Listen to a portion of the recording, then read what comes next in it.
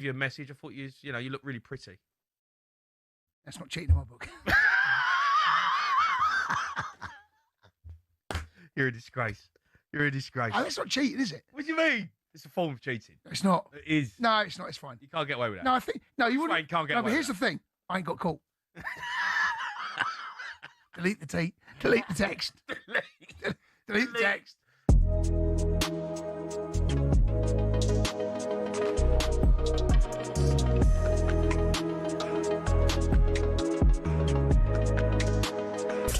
talkSPORT Sports Update with Trusted Trader. Find top-notch tradespeople in your area, all who pass the Trusted Trader 15-point assessment. talkSPORT. With the headlines at 4:01, I'm Tom Clayton. Good afternoon. We start with some breaking news. That's the EFL has confirmed Southampton's disciplinary hearing over Spygate will happen on or before Tuesday, the 19th of May. They've just released a statement saying the Championship playoff final will go ahead as planned on Saturday, the 23rd of May, with a 4:30pm kickoff time. But the EFL says contingency plans are in place. We'll have more on this in the next hour or so. Elsewhere today, it's a penalty decision that tarnishes the title race in Scotland. So says Ali McCoist, who, like many, is livid about that call last night. Simon Jordan's called on the Celtic boss to hold his hands up. They want this refereeing fraternity to up their game. We've got to cut this disingenuous crap out. Martin O'Neill should be saying, honestly, that he doesn't think that's a penalty, because even the beneficiaries of bad decisions... Yeah, but then you will never get it changed. It's a watered-down version of VAR that we see in England. Former Scottish footballer cum sports writer Gregor Robertson says the difference is startling. I think there's 30 cameras positioned around every ground in the Premier League in England. There's nowhere near that amount, and that's why everyone watching at home probably last night was thinking, when are we going to see the next angle? Yeah. And they didn't have one. Now, Unai Emery has apologised to Harvey Elliott, saying his loan to Villa from Liverpool has been an embarrassment for all. But he says Liverpool have to take some of the blame too. We have our responsibility, and Liverpool, they have their responsibility. And of course, it's something as a human, as a person, how is going the season for him is difficult.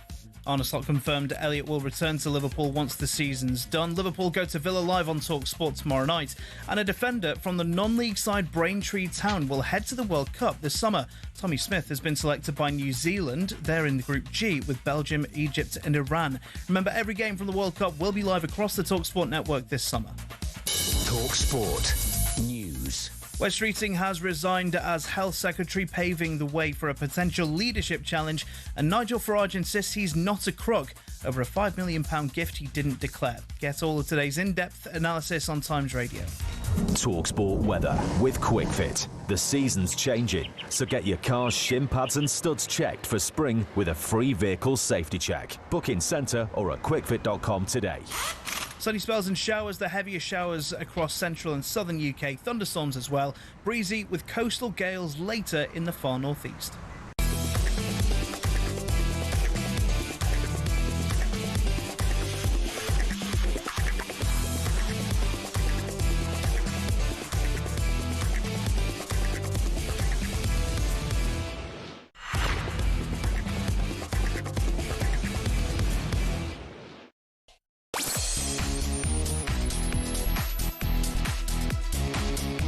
This is Drive on talkSPORT with me, Rory Jennings, and Darren Bent. Darren here, by the way, Darren Bent. Easy.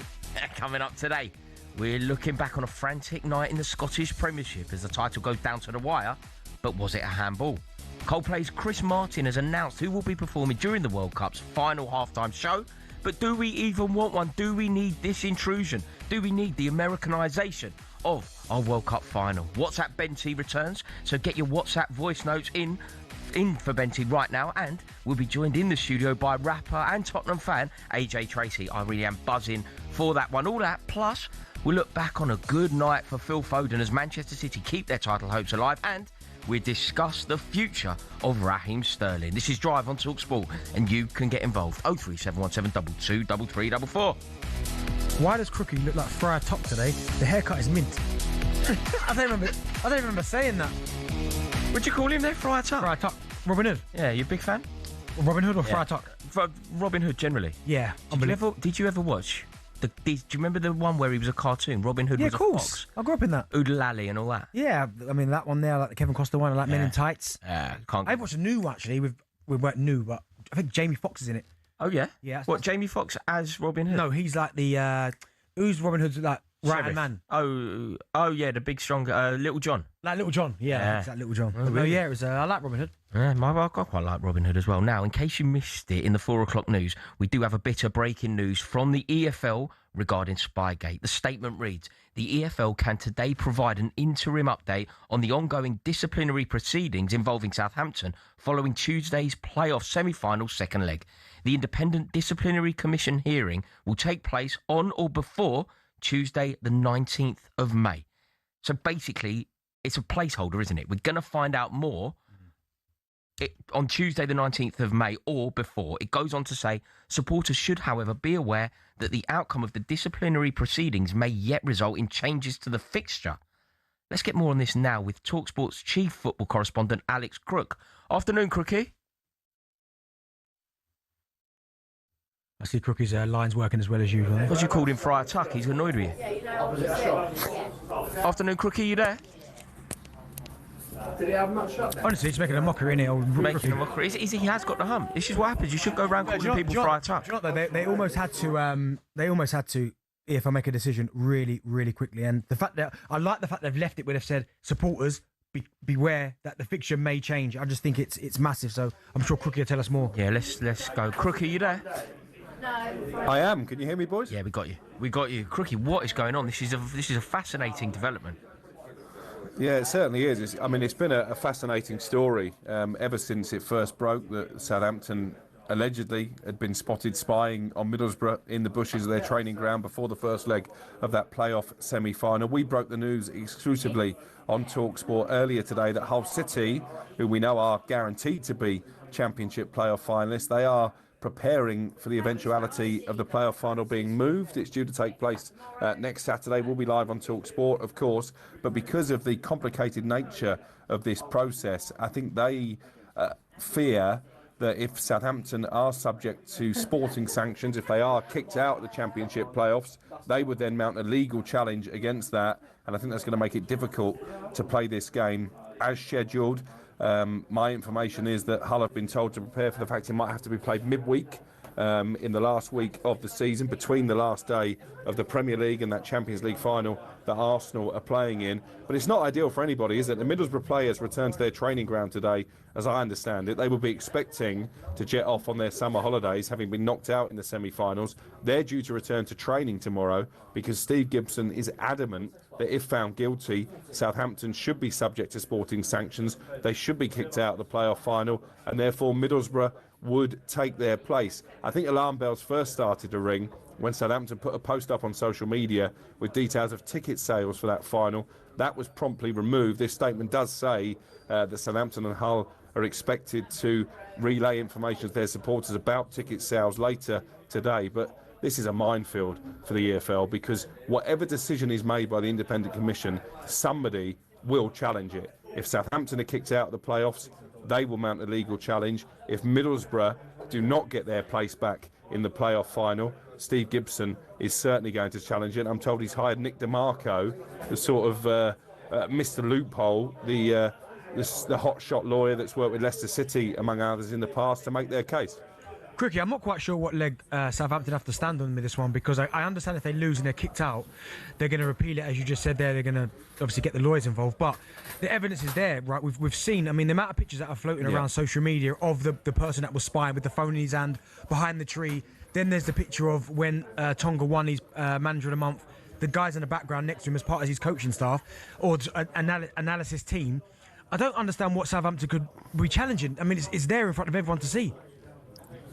Is he the worst spy ever, by the way? Talk about not being incognito. I make light of the situation. I make light of the situation, but it isn't a laughing matter, because I think the suspicion that Middlesbrough have is that this is not an isolated incident, that there was almost a commonplace nature where Southampton have regularly, under Tonderecker, spied on opposing teams. He's had numerous opportunities to deny that. He's walked out not one but two press conferences. He's been pressed on television before and after both legs of the semi-final and hasn't denied any wrongdoing, certainly hasn't made any attempt to protest their innocence. There isn't precedent, though. I know this happened with Derby and Leeds before their playoff semi-final a few years ago.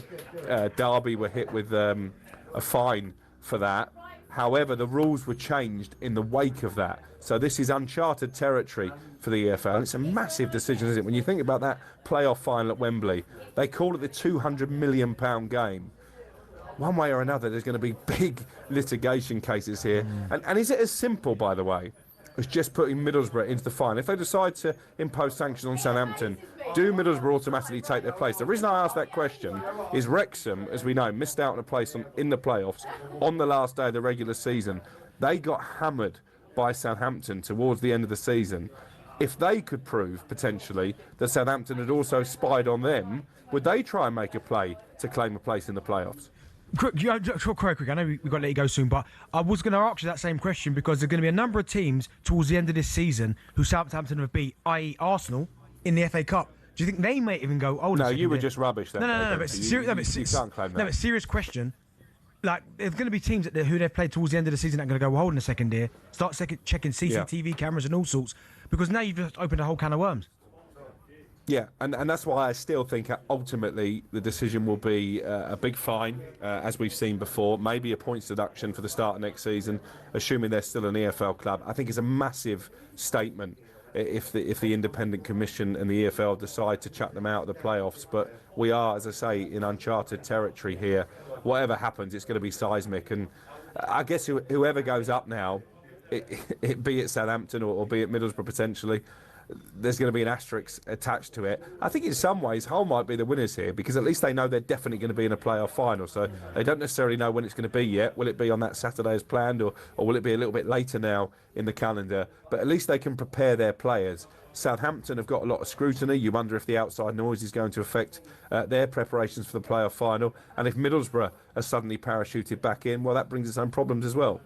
This is just a mess, isn't it, Crookie? Like, there doesn't feel like there is an obvious answer to this problem. If they ended up getting promoted, Southampton, how could they then face a points penalty? Well, I don't have the answer to that question because obviously this is an EFL investigation, albeit through an independent commission. Therefore, if they went into the Premier League, they might claim there's that sort of black hole like Leicester did when it came to their financial irregularities, that they're not actually an EFL club anymore, so therefore the EFL can't impose any sanctions. You're right, it is a complete mess. You say there isn't a simple answer. I'd imagine if you got Steve Gibson on your programme tonight, he would say the simple answer is boot Southampton out of the playoffs and we'll go and take our chances at Wembley. I think if you got a representative from Southampton on the programme, they would probably say, well, it's not that serious. We didn't really gain that much of a sporting advantage. We'll take the fine. Thank you very much. But you're right. I've been in this business a long time. Too long, probably 20 odd years. Yeah, trust me. And I don't remember a story with quite so many complexities as this. Yeah, truly fascinating. Alex Crook there. Thank you so much for the insight. Darren, I've got to talk to you about this. I cannot get my head around it. I really can't. Yeah. Do you know who I feel like the forgotten party are here? Hull. And I feel sorry for them. I actually feel sorry for Hull. Hull should now be preparing for a game at Wembley, one of the biggest games that they could possibly be looking forward to, a huge achievement to get there, and they should know exactly who their opposition are. Yeah, but it's almost, for them, it's almost like, you're right, but at least they know that they're going to be at Wembley one way or another. So they almost cannot, I won't say relax, but they can just go, well, if it's Middlesbrough, if it's Southampton, it's one of them, we'll just keep preparing. We won't get too ingrained in that. We'll focus on what we're doing, because you've got to think, for Middlesbrough and Southampton, going into this game, they're not going to be clear of mind. Either, whoever, if it's Middlesbrough or it's Southampton, neither are going to be, because Middlesbrough will be like, well, we shouldn't really be here because we did get beat. But in Southampton, they're like, we might have got away with one. So for Hull, just prepare normally, stay focused, and they're in a great position. You say prepare normally, but I don't think they can prepare normally, because presumably, if you're Southampton are preparing for a match against Hull. Middlesbrough are preparing for a match against Hull. Hull have to prepare for a match against Middlesbrough or Hull. Yeah, but they played against them twice each a piece. But when you're in training, do you prepare for specific opposition? Well, no, you always go back to the game, so it will be, you can prepare for them, but what you'll do is, in your preparation, you'll go back to when you played them before. So you'll go, listen, this is when they beat us, this is the system that they played, this is where they really hurt us, we need to be better at this situation. They'll show a little bit of footage maybe from their game against Middlesbrough or the Southampton-Middlesbrough game as well, but generally you can go back to the games you played against them and see, well, this is where we really hurt them. This is where they really hurt us. So for Hull, you just got to prepare, stay focused, and make sure you're ready come the playoff final. It's a fascinating story. Really is incredible. Southampton fans, how are you feeling about the possibility of getting kicked out the playoff? That statement there said it explicitly. There is a chance that could happen. Something as dramatic as being kicked out of the playoffs could actually happen. Really do want to hear from you, Southampton fans. 03717 223344. We'll be taking your calls on this now. And if Southampton are kicked out, who replaces them? What do you make of this mess? 03717 223344. You're listening to Drive on talkSPORT with me, Rory Jennings and Darren Bent.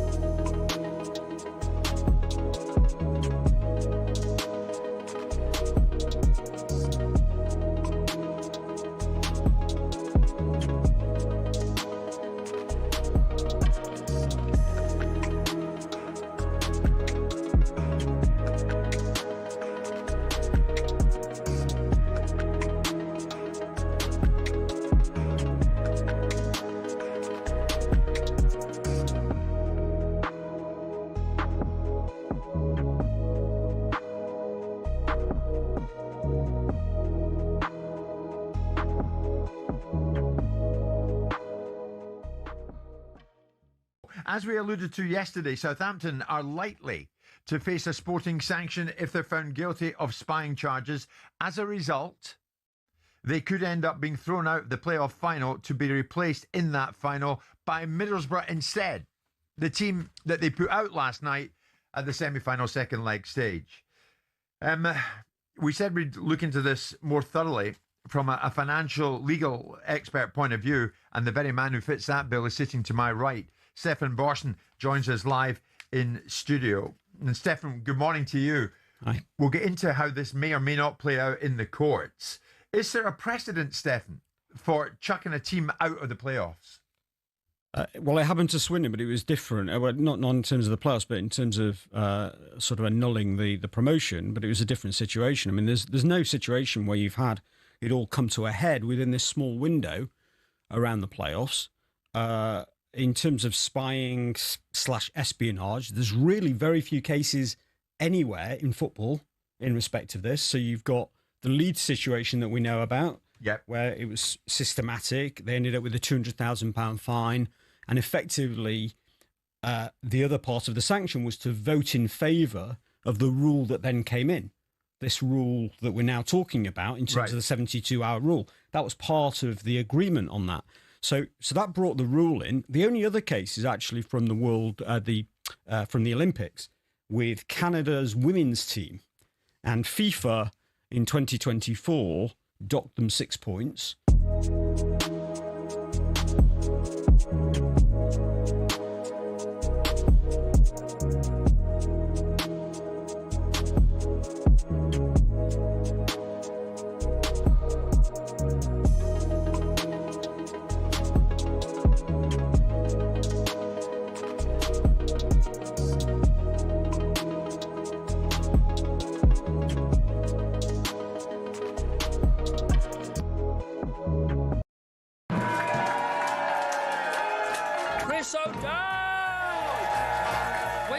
Offer to be the voice of a sheep. Yes, you can only dream, really. Kelly Riley and Cole Hauser. How much of rip does your husband in real life have about him? I mean, yeah. I mean, he's mad. He's dude. Kirsty and Phil. Can we talk about one other thing? We can talk about loads of things. It's an interview. Wake up, it's a beautiful morning.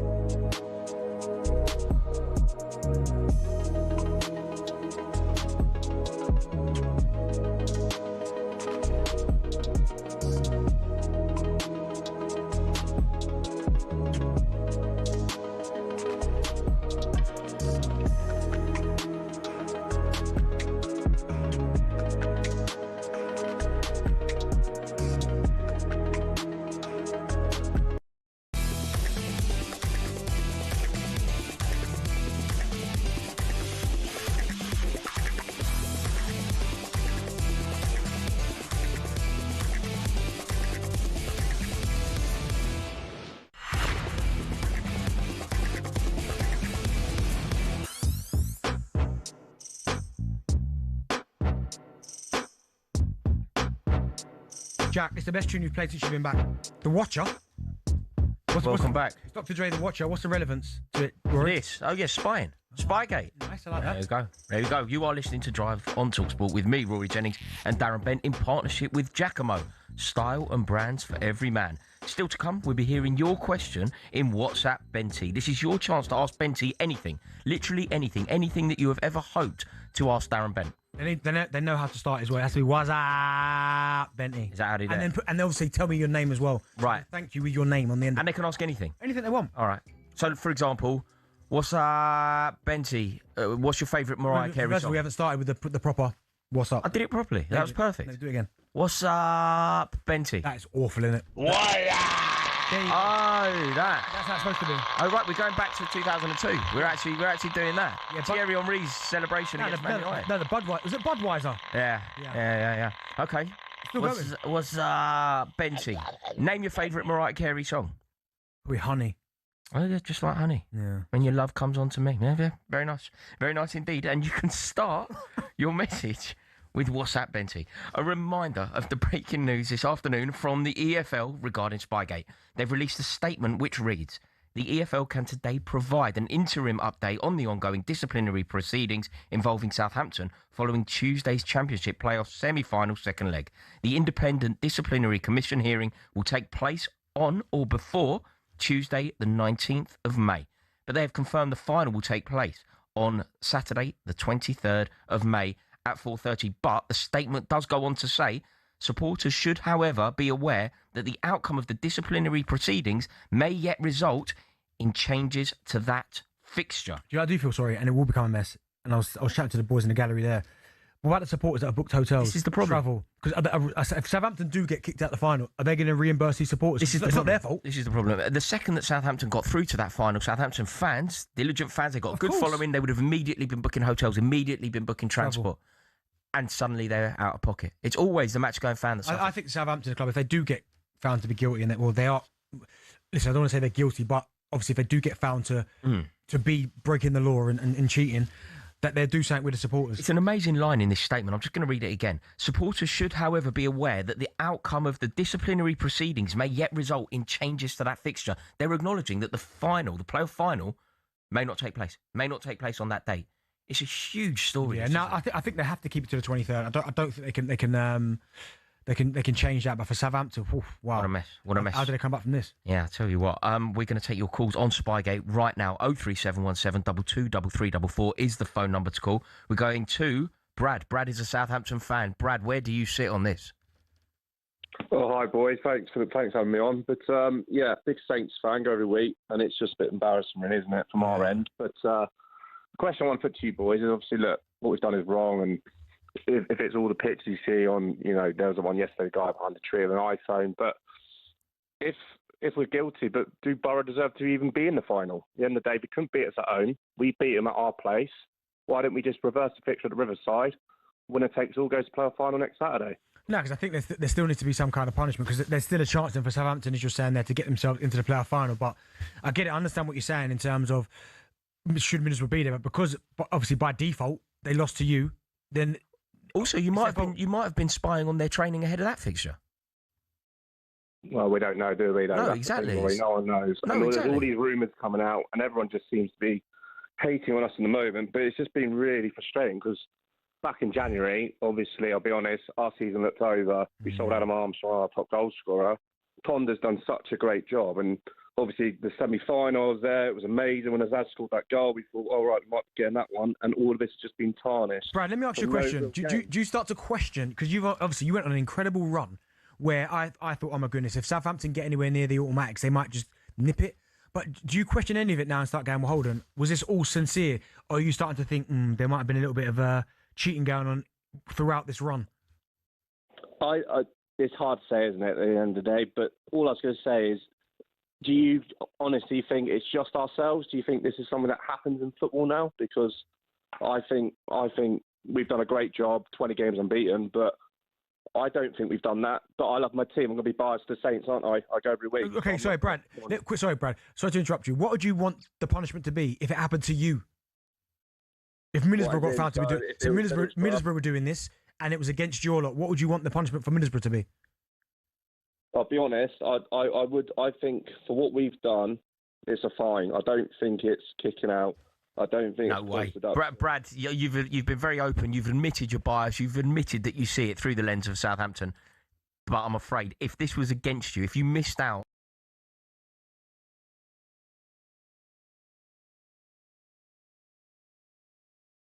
Crawling around the bushes, spying on training via the training of an opposition ahead of a.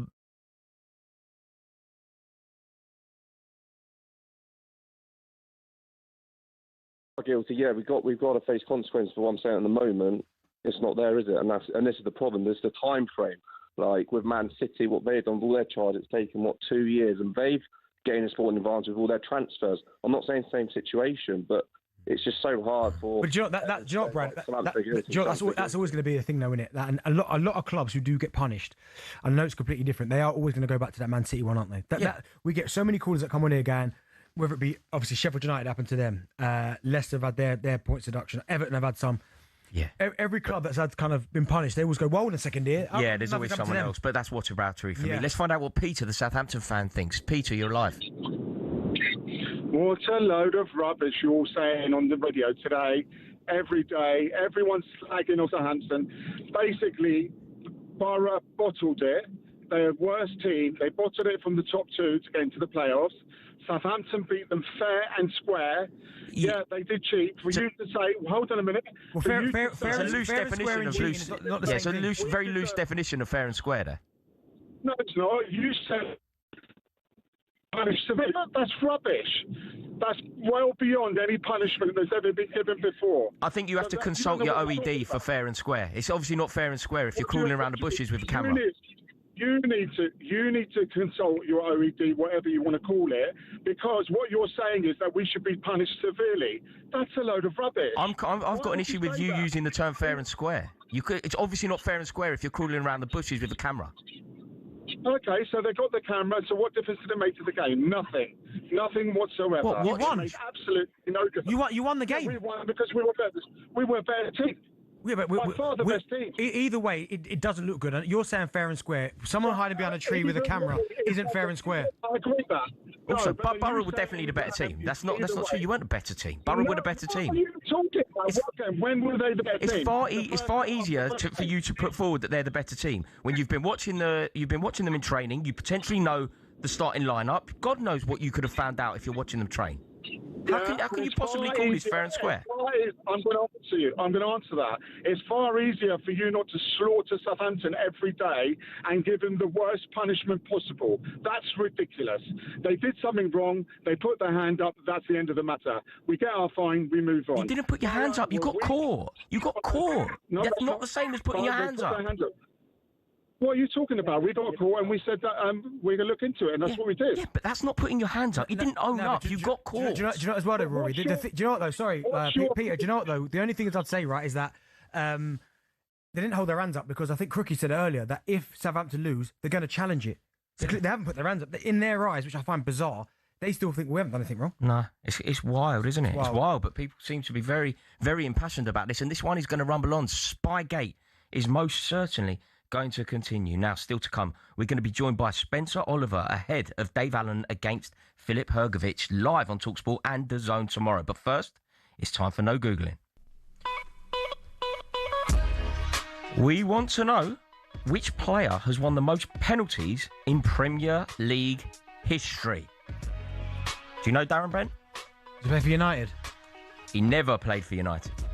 Never played for United. That's your only clue. You'll find out after this.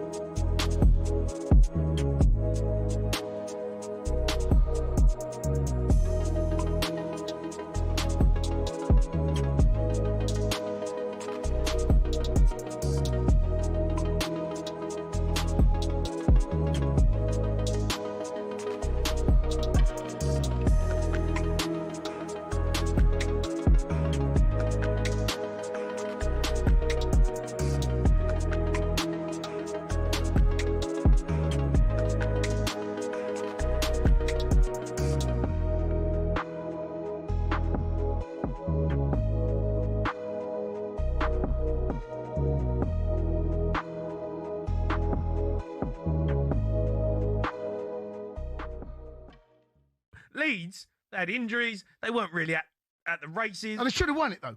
Leeds should have won it. Yeah, because we fell apart. We fell apart, mate. What's that? Yeah, but Don't blame Leeds. Don't having a proper West Ham. I'm not blaming Leeds, but Leeds were there to get beat tonight. It wasn't a great performance from Leeds, right? But once we scored, we went 1-0 up, right? Yeah. And we fell apart. We were bottling it all over the park. No one had any bottle to get on the ball, to make a pass, to have some structure. There was no pattern of our play.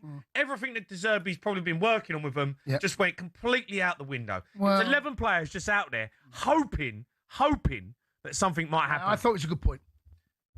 I thought it was a decent point, Is mate. that what you're going to say for 2 hours? You're just going to say it's a good point? Right. Well, you could have come away Ain't with a good- nothing. And I tell you what's worse, losing. That's worse. I know, mate, but that's not a good point. We're at home. Out of the 3 games we got left, that's the easiest How many game. points have you picked up this season at home? I don't know. Not many. Right, not many. So that's a good point. I don't think we've won at home for 5 months. I know, but come on. 5 months? I've had a hair transplant. It's going to grow back.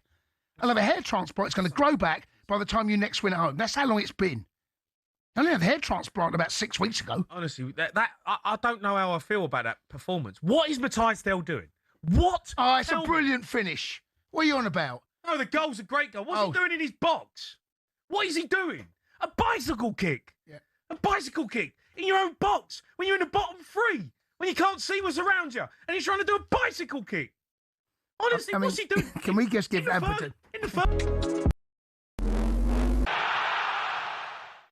It's another VAR decision that made aside a top-flight title. We're all talking about that decision at Motherwell last night. That means Celtic have a much better chance at the Premiership title on Saturday. Simon Jordan didn't mince his words. They want this refereeing fraternity to up their game. We've got to cut this disingenuous crap out. Martin O'Neill should be saying, honestly, that he doesn't think that's a penalty, because even the beneficiaries of bad decisions... Yeah, but then you will never get it changed. Ali McCoist was on this morning too. He says there's only one positive to come from the incident. You boys talking about it. Yep. Gary Lineker talking about it. Jeff's getting off his head about it. Everybody. I mean, it's as bad as it is. It might bring it, to people's notice because it was an appalling decision. Elsewhere, it's our understanding Hull are preparing for the Championship playoff final to be moved to a later date. Southampton are under investigation, of course, over Spygate claims. Arne Slot's confident of his Liverpool future, even despite their pretty average season. I have every reason to believe I'm the Liverpool manager next season. First of all, I'm contracted to this club. And second of all, from all the talks we are having. He's also confirmed Mo Salah will be available for a few minutes off the bench at Aston Villa, live on talkSPORT tomorrow.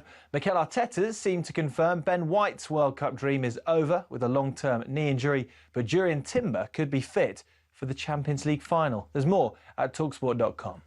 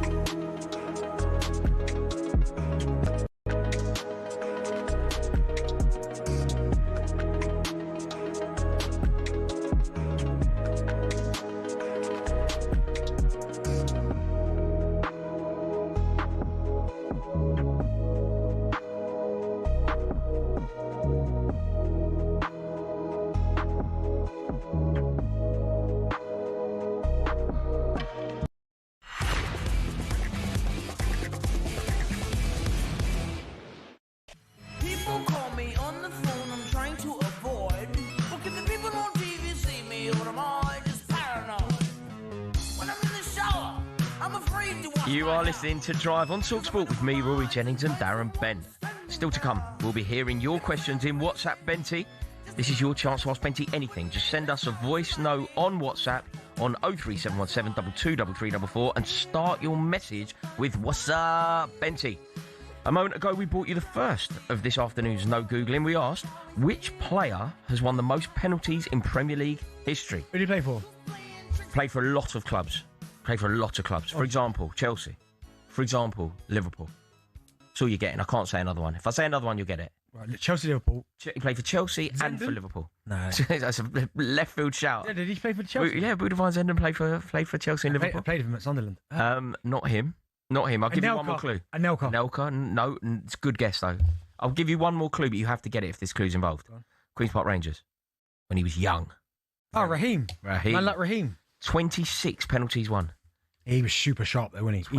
He used to go past people like they weren't there, man. Yeah. And them early years as well, when he was at Liverpool and he went to City. Poof. Yeah, I think people were very snide about the contribution of Raheem Sterling. Like, he's a Premier League great. When I hear people talk about overrated, I think you don't know what you're talking about. No, you don't know what you're talking about. Like, it's just that he's young, but he peaked so hard. I think he's only like 31 or something. Yeah, he's 31 now. But he was a key component of probably Pep Guardiola's greatest ever Man City team. Yeah, he was top. You know, fantastic player. In fact, we're going to be discussing what's next for Raheem Sterling a little bit later in the show. But now, there's another huge fight coming your way this weekend, and it's live right here on talkSPORT. Lights. Action. Please welcome the Doncaster De La Hoya, David the White Rhino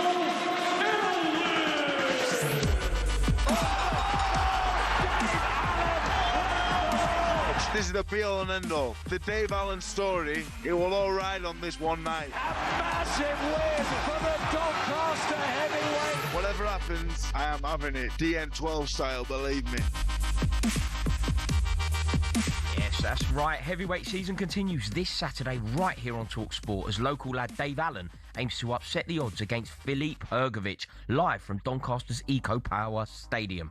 Fraser Clark will be part of our expert team who will keep you up to date throughout a busy fight week. And don't forget that you can join us for a watch along ringside on the night of the fight. And of course, the fight is live on DAZN as well. Dave Allen joined talkSPORT's Fight Night last month, and he said he's confident of getting the job done. I used to talk myself out of fights I could have won. Even against Makhmudov, I talked myself out of it. I can't beat Makhmudov. Against Filip Hrgović, I'm not the most confident guy in the world, and I'm not the biggest talker in the world. I never talk myself up. I honestly believe I will get Filip Hrgović to Doncaster, and I am going to really, really shock him and shock the boxing world. And I don't talk like that. Right, let's head to Doncaster right now and speak to talkSPORT's host of Fight Night, Spencer Oliver. Afternoon, Spence. Afternoon, Rory. Afternoon, Benny. How you doing, mate? Yeah, we're here in the stadium. As you can see, they're setting up behind us now. It's going to be a wild night on Saturday night. Dave Allen gets his big opportunity in the big time of heavyweight boxing, obviously against Filip Hrgović. It's a huge, huge ask. But listen, he's coming with loads of confidence. This is his crowning moment, his big night. Spence, I love Dave Allen. I love the way he talks, how honest he is as well. I like the way he spoke about the Makhmudov fight as well. Genuinely, do you give him a chance at winning this fight? I know, listen, your home crowd behind your stadium fight, they're going to be absolutely raucous in there. Do you give him much chance in this fight? Listen, he's got an opportunity. Look, we only have to look at Zach Kelly last week against David Morrell. Yeah, no one felt that he was going to win that fight. He had that self-belief. He went in there and he ripped up the script. Dave Allen would take a lot of heart from that. You know, he will take a lot of confidence from that. That will inspire him. And he'll go in there full of confidence. I spoke to him earlier on. He's really fancying it. Look, 10 weeks ago, he was 19 stone 10 pounds. He's trained his backside off. He's now 17 stone 10. He looks really in shape. He's trim. And it's, look, like I said, it's a huge ask, it's a tough fight against a guy who's WBO #2, Ring Magazine #5, and looking for a world title shot. David Allen, out of nowhere, gets this opportunity. Home advantage, Doncaster Rovers Stadium is going to be a big, big night for him. They're going to be roaring him on. 10,000 plus crowd here, and he's going to need him on Saturday night, trust me, because, like I say, he has got a mountain to climb, but he fancies it. It's going to be a spectacular atmosphere in there, isn't it, Spence? What do you expect to happen? Do you think that he can make use of that home crowd and get the job done, or do you think this is perhaps one step too far for him?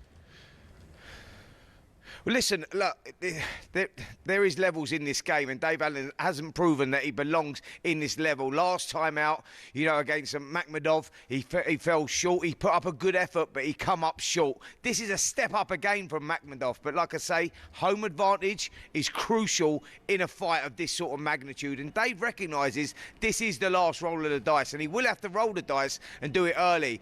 Filip Hrgović is one of those guys that gets cut up. We saw it against Daniel Dubois. He was on top top for 4 rounds. Daniel come back, cut him to pieces, stopped him in 8 rounds. And also last time out against David Adelaide, a jab in the second round just split his face up and he was in a terrible mess. He come through and beat Adelaide, but he does cut up. Now, Dave Allen needs to sit on his chest, head on his chest, just wing away and hope that he has some of that sort of success. Well, Spence, obviously, if he wins this fight, Dave, it's going to be the biggest result of his career by some distance, because you look at his resume of work and is it a little bit up and down? Why do you think that is? Because I'm a big fan of Dave Allen's, and certainly those John Fisher fights, well, I thought he won both. I know he didn't get the decision in the first one, but he definitely won, obviously, by TKO in the second fight. Why do you think he's been so up and down? I think just motivation, if I'm totally honest with you, Benty. I think it's been motivation, that lack of desire sometimes. And I think he's one of those guys that's quite an emotional sort of character. One day he wakes up and he doesn't really fancy it. Another day he does, maybe lacks a little bit of self-belief. But, you know, that's down to his training team. He's now with Jamie Moore and Nigel Travis. He's been working his backside off, like I say. And he recognises at this stage of his career, at 34 years of age, he's got a young family now. He's inspired. He's got something to fight for. And he recognises, actually, I've got a little bit of talent here, you know, and I think that I do belong with these sort of people. And he's got this opportunity really out of nowhere, and it is a huge opportunity. But I think motivation has been his big problem in the past. And if anything to go by this week is that tells me that he is totally motivated. He sees this as a huge opportunity, and, you know, he can sneak in the back door here. He comes through this one. You're one fight away in the heavyweight division before you sort of cracking it. If he beats Hrgović, he gets that world number 2 spot. He gets that Ring Magazine number 5 spot. All of a sudden, this guy could be boxing for a world title. He could be in line for a world title. That is the magnitude of this fight. If it goes the other way, Spence, because you're right, if he was to win this fight, I mean, what an achievement that would be. If it goes the other way, though, and he gets beat again, what do you think happens? I know he could continue because there's so many good fights out there for him, but would that almost kind of eliminate him from maybe going to that top bracket of heavyweight boxers?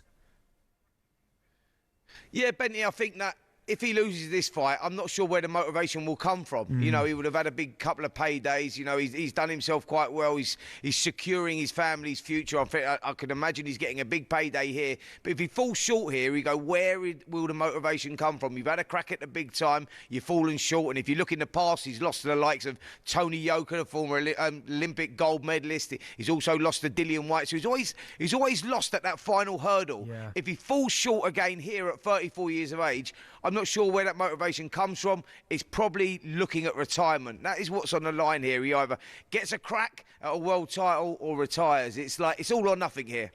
Spence, we've had the press conference today. Did we learn anything new there at all? Say that again, sorry? We've had the press conference today. Did we learn anything new? What was said? No, I think Filip Hrgović is that guy that recognises that he can't slip up as well. He's knocking on the door for a world title. He knows that he's got to take Dave Allen like it's a world title fight. He recognises that. He's got a lot of experience. You know, we're talking about a former Olympic bronze medalist here, a guy that's competed at the very top. He can't afford no hiccups here. But for Dave Allen, you know, he was full of confidence. He's appreciating this opportunity. And, you know, Dave's very good at the psychological side of things, where he was talking and just saying, you know, I know that this is a massive step up for me. The pressure's not on me. It's on Filip Hrgović. He was playing the mind games and he was doing a good job of it. But, you know, what I felt was that Dave Allen was in a very good place. A happy fighter is a dangerous fighter. Filip Hrgović knows what's on the line. But for Dave Allen, he knows that he's got a great opportunity and he seems in a great place as well. Jamie Moore, by the way, the trainer, said that it's the best camp that Dave Allen's ever had, and expect the surprise here. Expect the upset. When you talk about Filip Hrgović, Spence, quite a few heavyweight boxers, for whatever reason, have said that they'd like to fight him next. Now, we had Moses Atoma on, and he was saying his ideal opponent next would have been Hrgović if he wasn't involved in this fight. What is it about Hrgović which makes the other heavyweights think, do you know what, he's the next fight that I want to take? Well, do you know what it is? Because he's an elite heavyweight and he's a tough guy. You know, he's one of those guys that brings it, is exciting. So, like, he's a fan favourite, really, because you know what you're going to get with Hrgović. Funny, that question was thrown at Filip Hrgović today and said, look, rumours are circulating that if you come through this fight, you get Moses Atauma next, and that could even be as early as August the 8th. And he sort of hinted, saying, if I come through and I come through unscathed, meaning I don't get any cuts, then the Moses Atauma fight could well be on the cards next. So interesting to see what happens there. And Dave Allen had a funny answer to that as well. He said, well, if that's what we get for the winner here, I don't really fancy that one. Dave's playing it very cool, very smart. But for Filip Hrgović, he hinted possibly a Moses Atauma fight next if he comes through unscathed. Wow. Amazing. Thank you so much, Spencer. This is going to be huge, isn't it, Darren? Yeah, massive, absolutely massive. I mean, Atoma, yeah, he's obviously further down the line, but for this fight for Dave Allen, we've had Dave Allen on this show many a time. We've spent time with him at different boxing kind of weigh-ins and stuff. Great guy, really, really upbeat. Speaks so openly as well about his career and the strengths that he's got, his weaknesses. I really hope he wins this fight, but Hrgović, man, it's going to be some. It's going to be some test. This serious fighter. A reminder that you can watch Dave Allen versus Filip Hrgović live and only on DAZN this Saturday. Next up on Drive, we'll bring you an update from the PGA Championships.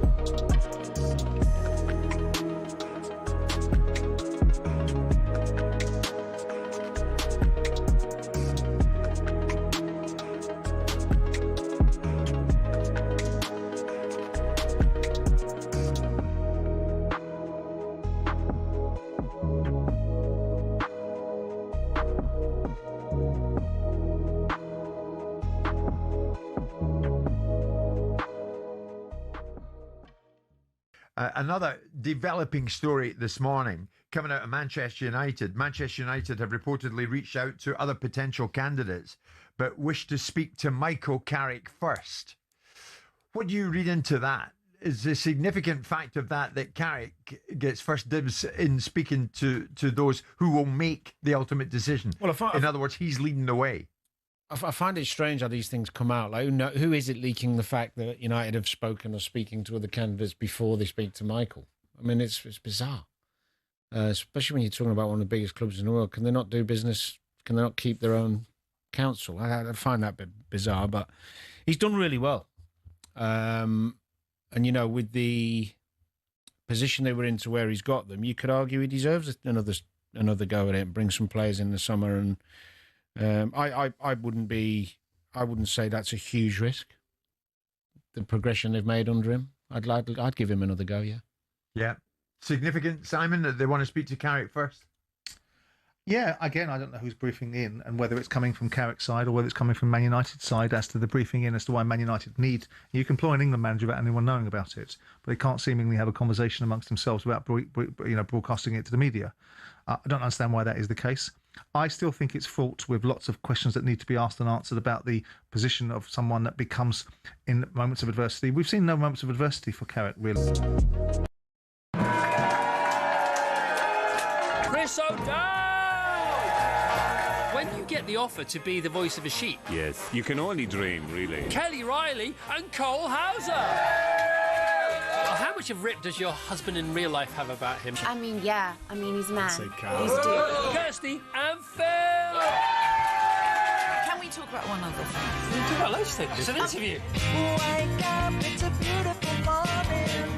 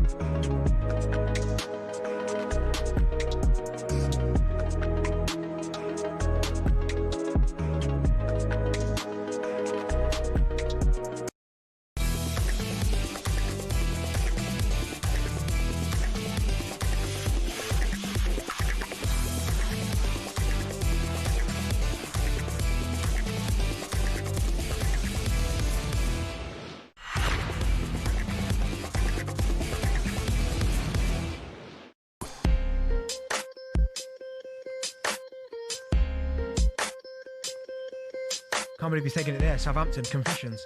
Wow. You're listening to Drive on talkSPORT with me, Rory Jennings, and Darren Bent, in partnership with Giacomo.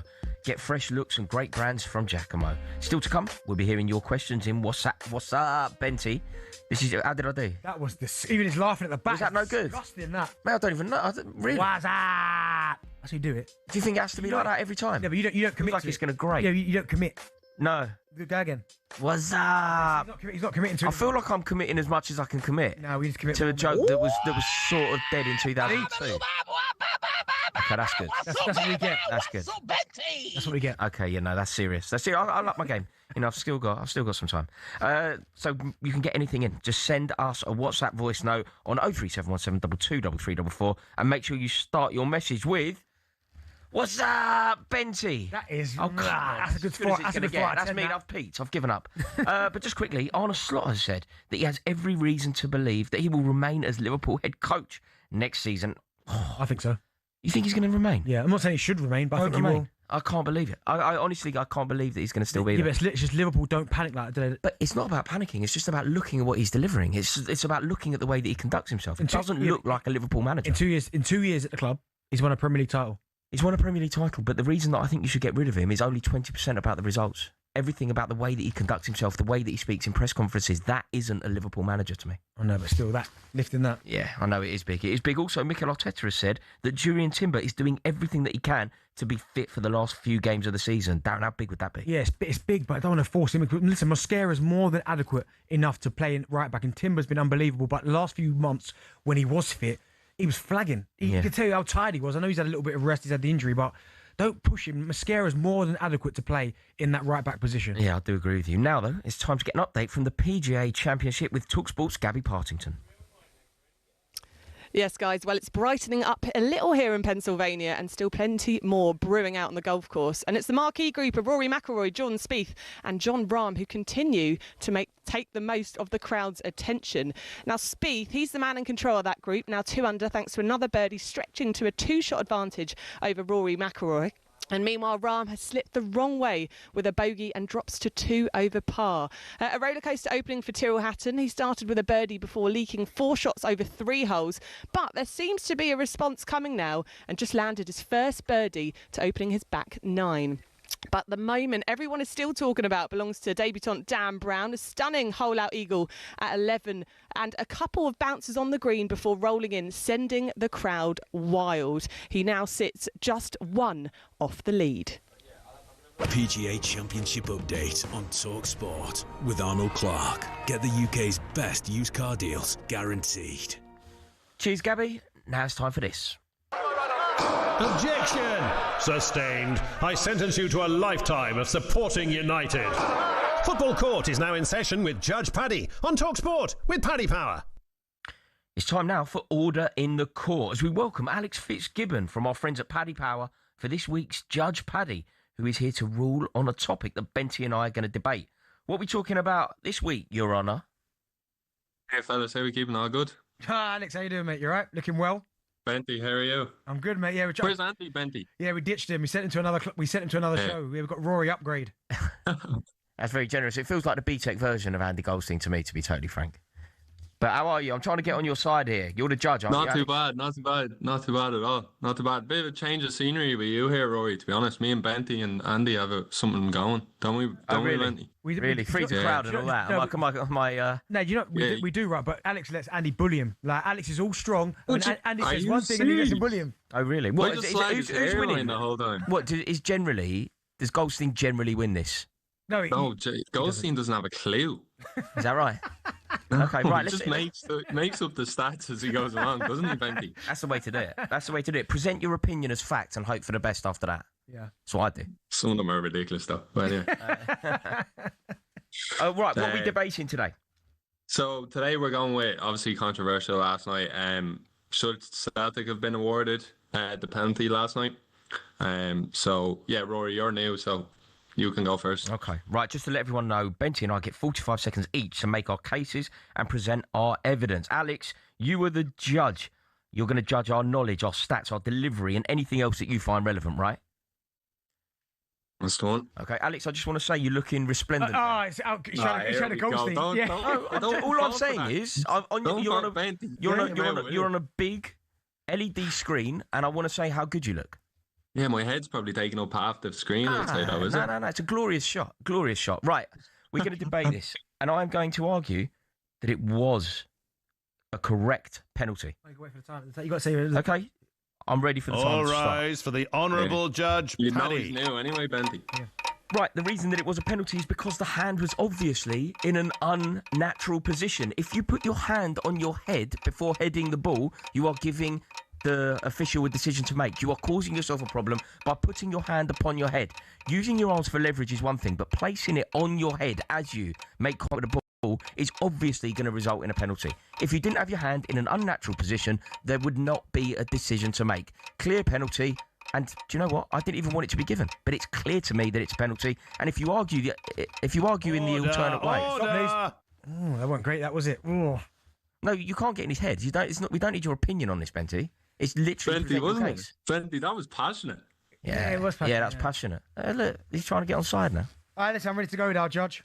Court is Benty, now in session, and it's already wildly unprofessional. Yeah, 100% wasn't a penalty. I mean, when you look at the footage, and I'm watching it now, he jumps using his arms for leverage, but as you can see, Trusty is underneath him, and then his shoulder is under his arm, which allows his arm to stay up there. But even then, his arm, when you jump to win a header, that is the natural position for your arms to be. And also as well, when you look at the elevation of the ball, if that had hit his hand, it wouldn't have flown that far, but it comes off his head like an absolute rocket, like he's actually done his job by trying to clear the ball out of the box. So to say that it's handball, I think is absolutely incredible that they've even given that decision. I think it's shocking. I agree with what Ali McCoy said this morning. And listen, it's not the worst one I've ever seen in my life. I'm not going to go that far. But in this situation here, it's not. Judge Fitzgibbon, I think I need to just let you know something.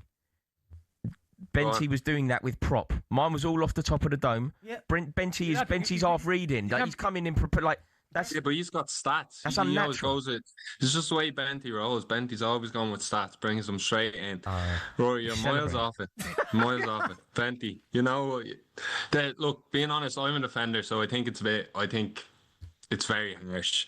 I think it's more so just for the enjoyment of it going to the final game, to be honest, more than anything else. But like looking at, I was watching it last night and I couldn't believe that I was given a penalty. But Rory, it wasn't bad for me, but I have to stay loyal to Benty, and this more so just going for a defender. Everything I said about you looking good on the LED screen, I rescind it. I rescind every word. It's the exact same as Andy. Exactly. The minute I give it, I rescind every word. I don't recognise the straight legitimacy of you. I don't recognise the legitimacy of this courtroom. You and Andy have something in common. You get personal with me when it's not going your way. I am. Both disgusted. babies. Two babies, Alex. I'm absolutely disgusted because now I have to sit next to a gloating Darren Bent. Thank you so much, Alex. There will obviously be another debate in front of Judge Paddy next week. 18 plus, gambleaware.org. Judge Paddy on talkSPORT with Paddy Power. Legend. Not legend. Yeah, not legend. Alex, legend. No. It was clear favouritism. And the fact that you were reading makes a mockery of everything that we just heard. Right. Next up, we're going to be discussing the World Cup final halftime show starring Madonna, Shakira, and BTS. What do you make of halftime shows? I like it. I love the American sports. I knew you'd love that nonsense. 03717 223344. Get in touch. You're listening to Drive on talkSPORT with me, Rory Jennings, and Darren Bent.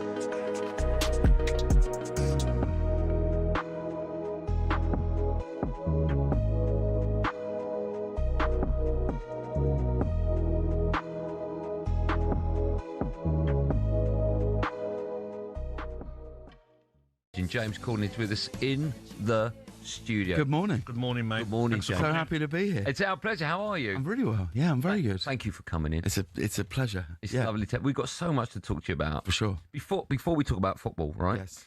I was just going over old stuff that you've done, right? Mm. And I was watching with my producer Ollie this morning when you did the Sports Personality of the Year.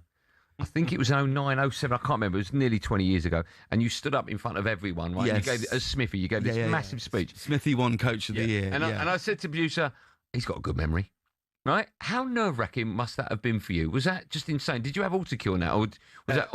Well, yeah, no, there was a prompter, but the issue was with that is we shot that 8 minutes before they went live for Sports Personality, so we only had one. We could only do it once. Yeah. From the standing up in the crowd, the walking through, doing all the stuff. So also, we had to make sure that lots of people were in the audience because at Sports Personality they all wait in this room before they go out, and we had to go up to like Freddie Flintoff, and what we had to say to him, we had to go, Freddie, we're going to do this thing. Don't laugh along, okay? Because it can't look like it's like a sort of roast monologue. Yeah, which is why Freddie's such a brilliant actor. Looks so angry in that we just like make out like it's real. Don't just laugh along when we start saying. Who would have thought a sporting event's halftime show could have a bigger impact than the game itself? Well, the Super Bowl halftime show does exactly that. In 2024, Usher brought in an audience of 180 million worldwide, the biggest ever in the event's history. But how did singing and dancing get to be the centerpiece of America's biggest sporting event? The first edition of the Super Bowl was held in 1967 when the Green Bay Packers beat the Kansas City Chiefs in Los Angeles. Because of the sheer size of the event, organisers wanted to put on entertainment at halftime for the fans in the stadium. It was a display of marching bands, dancers and pure USA patriotism, and that was the theme that followed for years. In the 1980s, the Walt Disney Company got involved and we started seeing some interesting and questionable displays. But we got our first glimpse of halftime shows to come in '93 when none other than Michael Jackson stunned fans with his 15-minute medley of his own smash hits.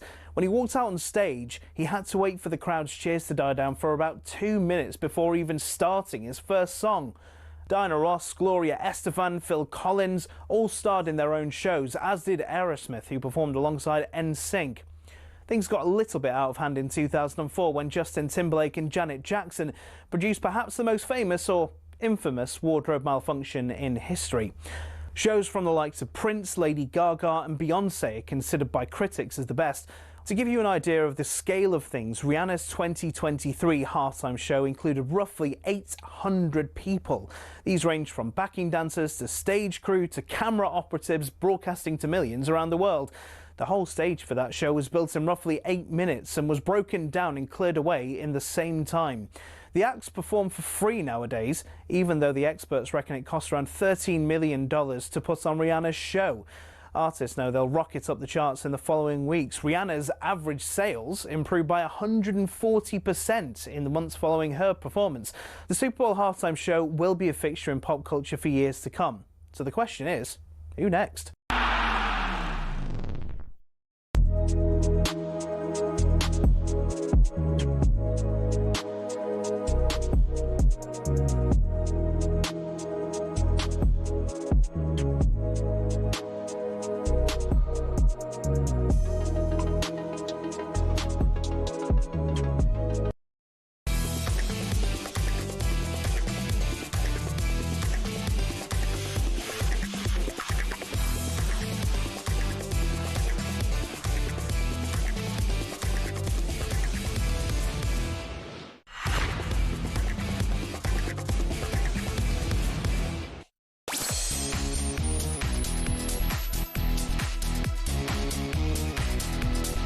You're listening to Drive on talkSPORT with me, Rory Jennings and Darren Bent. Back in the day, I was a garage man. Trust me. Were you? DJ EZ. Were you? Favourite garage tune ever? Probably Gabrielle. Yeah. Or Wookiee Battle. Yeah. Rate it. What about you? I would go Restless Natives. I Want to Know. How old are you? Older than you. That's all you need. That's all you need to know. Still to come. No, We'll be joined in the studio by a rapper and Tottenham fan, AJ Tracy. But now, are you a fan of the World Cup final halftime show?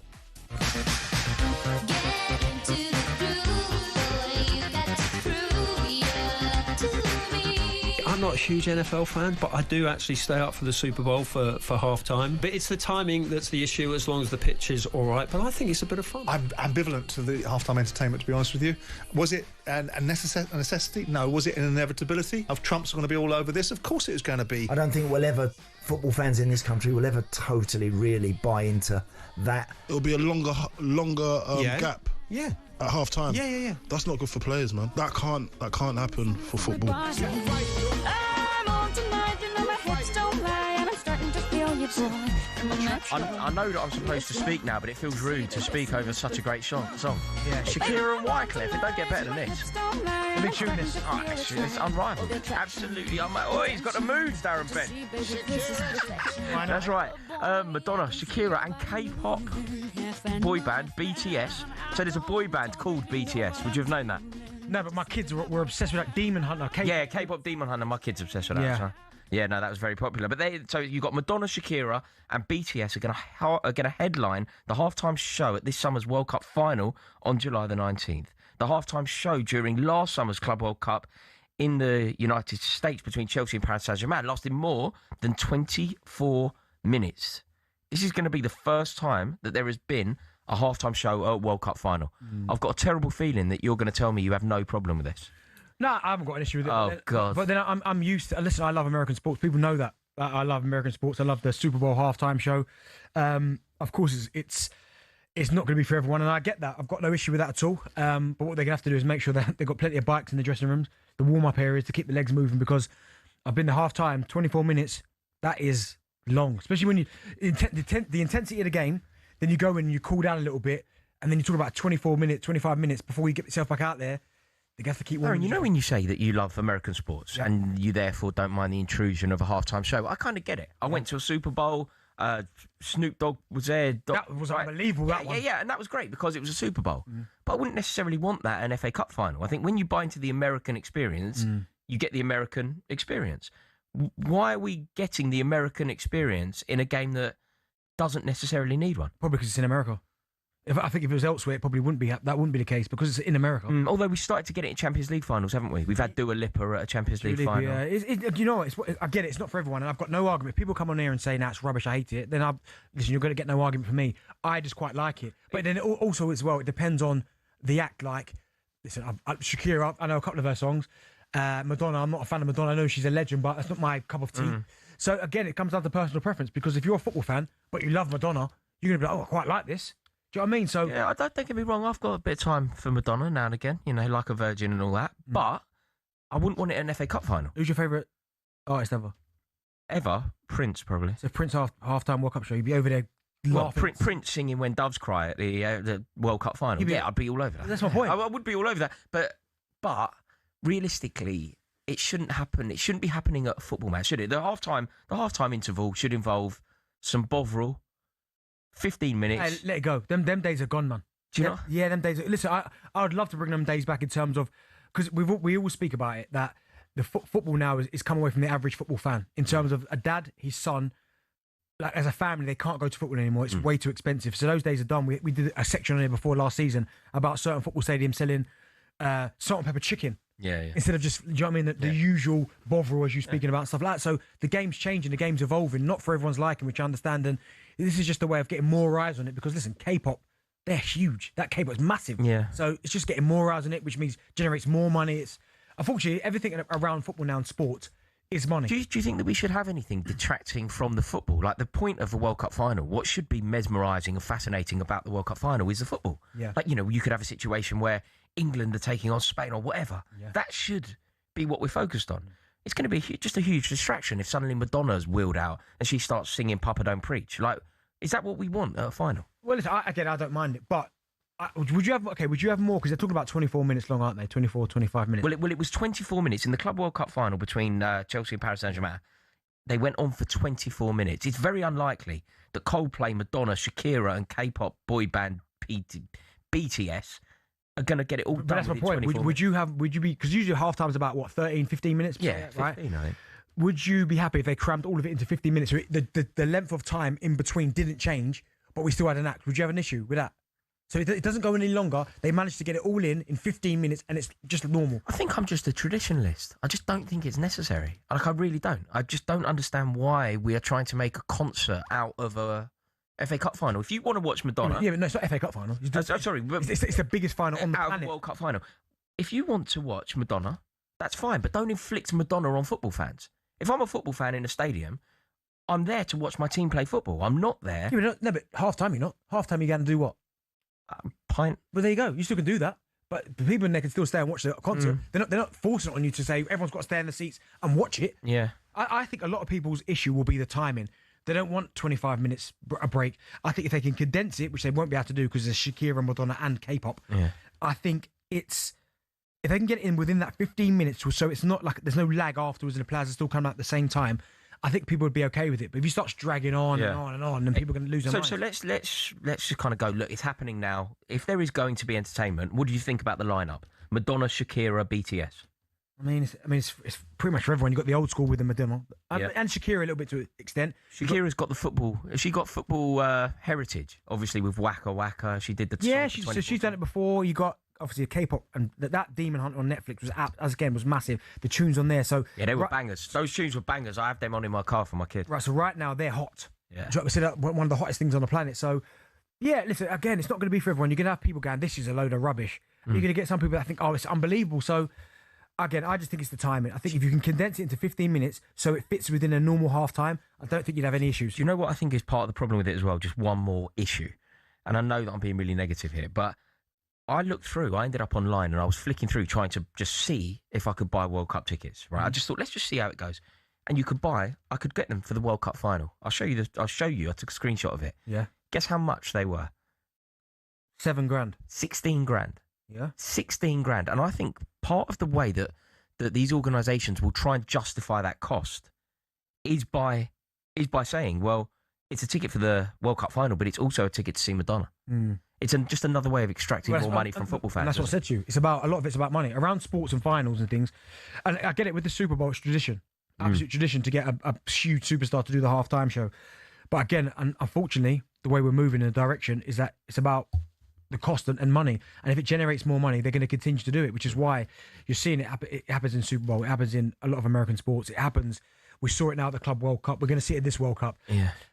I don't know if it will translate to the FA Cup and like the League Cup final. I don't know if it will be that. Feels like that's the direction of travel. Like the only song... Champions League, yeah. Yes. But it feels like it's the direction of travel. It feels like there is an Americanisation of football in this country. Like the only song I ever want to hear at an FA Cup is Abide With Me. Yeah. But I've got a feeling that at some point I'm going to have the misfortune of having to listen to Coldplay banging on about something. Do you know what I think they should be able to do, right?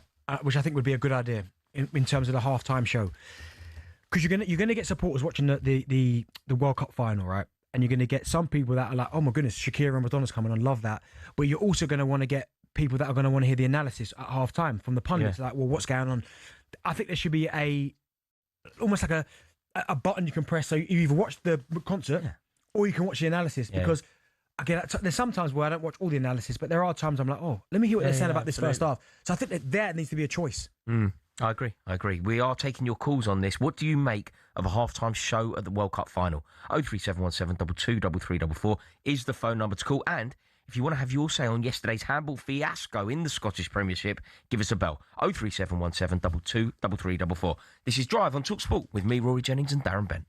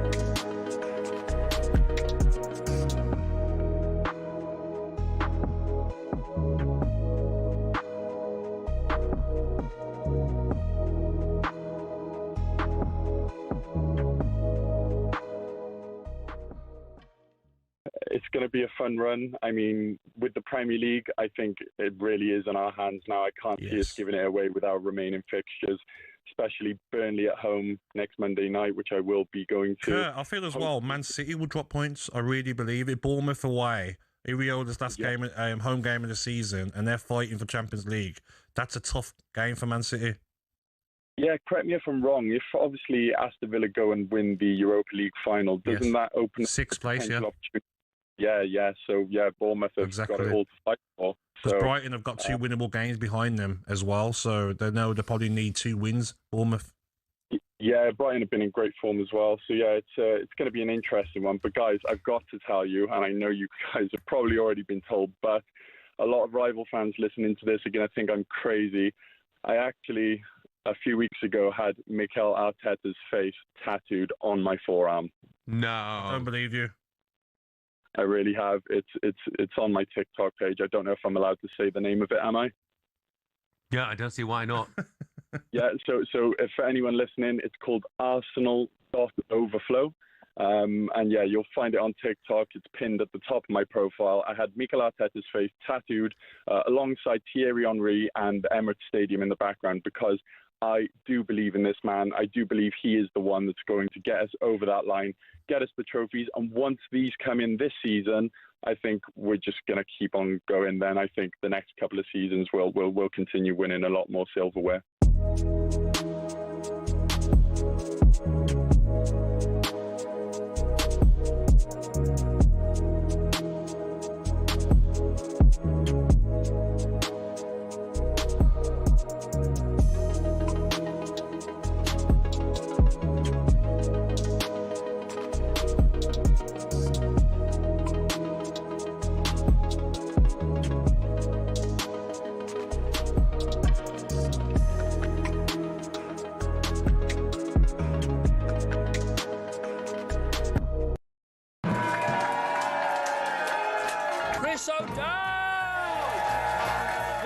The offer to be the voice of a sheep. Yes, you can only dream, really. Kelly Riley and Cole Hauser. Well, how much of Rip does your husband in real life have about him? I mean, yeah. I mean, he's mad. He's Kirsty and Phil.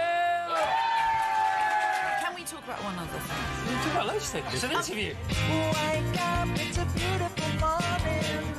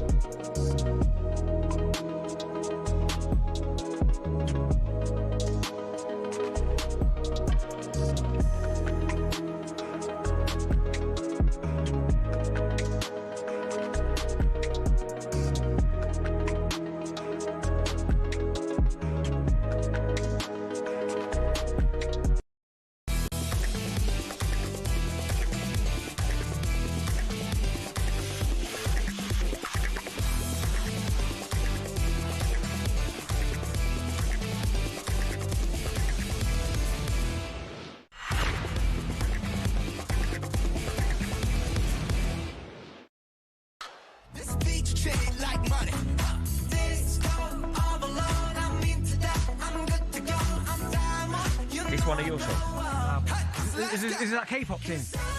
Yeah. See, you can't play this at a football match. It's an abomination. It's a song called BTS Dynamite.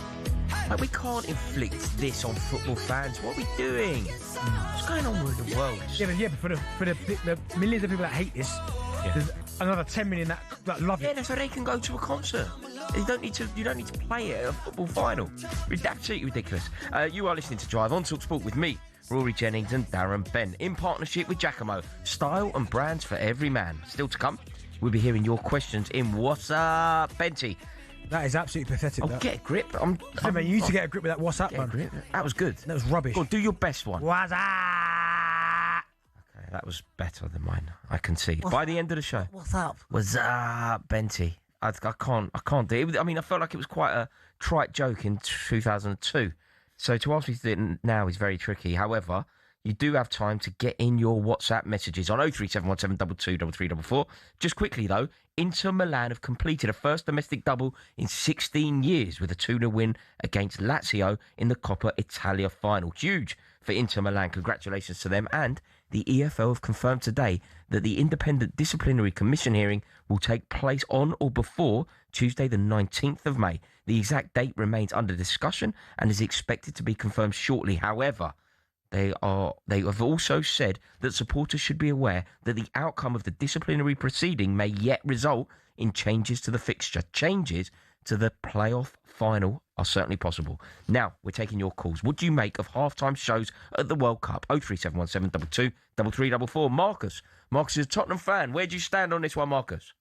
Well, first of all, I need to apologise and say, as a Tottenham fan, I'm going to agree with the Chelsea fan and say, keep the music out of the football stadium, please. That's right. Maybe they keep saying, oh, it's bringing new eyes to the sport. Well, this is obviously a generational thing. So I reckon any football fan over the age of 40 has no desire to see Coldplay, Madonna, or Jay-Z, or anyone in a football concert. Whereas you're under 40, Generation Prem, as I call them. Wouldn't mind Jay-Z. Sorry? Wouldn't mind Jay-Z. What, a football, halftime show? Yeah, wouldn't mind it. World Cup. Well, no, I think, the World Cup final being a football final, let's keep it a football final. You know, I don't understand the desire to bring music into the stadium.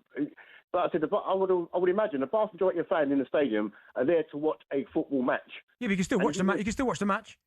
Okay, yeah. Well, tell you what. How about we watch the match, and then at half time, just like I know the old-fashioned way is an old-fashioned way, but keep the old-fashioned way as whatever half-time entertainment used to be at half-time, 15 minutes. Keep the up competitions, mascots on the pitch, whatever. Keep it fun-related, but don't spend 10 minutes putting up a stage onto the pitch, putting on 6 acts to cramming in the 15-minute schedule. 6 acts. It's got 6 acts. Yeah. Yeah, I'll rate it. Marcus, I'm with you here. I agree with every word you've said. I've heard Coldplay. There's a Korean band. There's Shakira. I mean, these names mean nothing to me. I'm a football fan. Marcus, what about who would you like? Who do you like?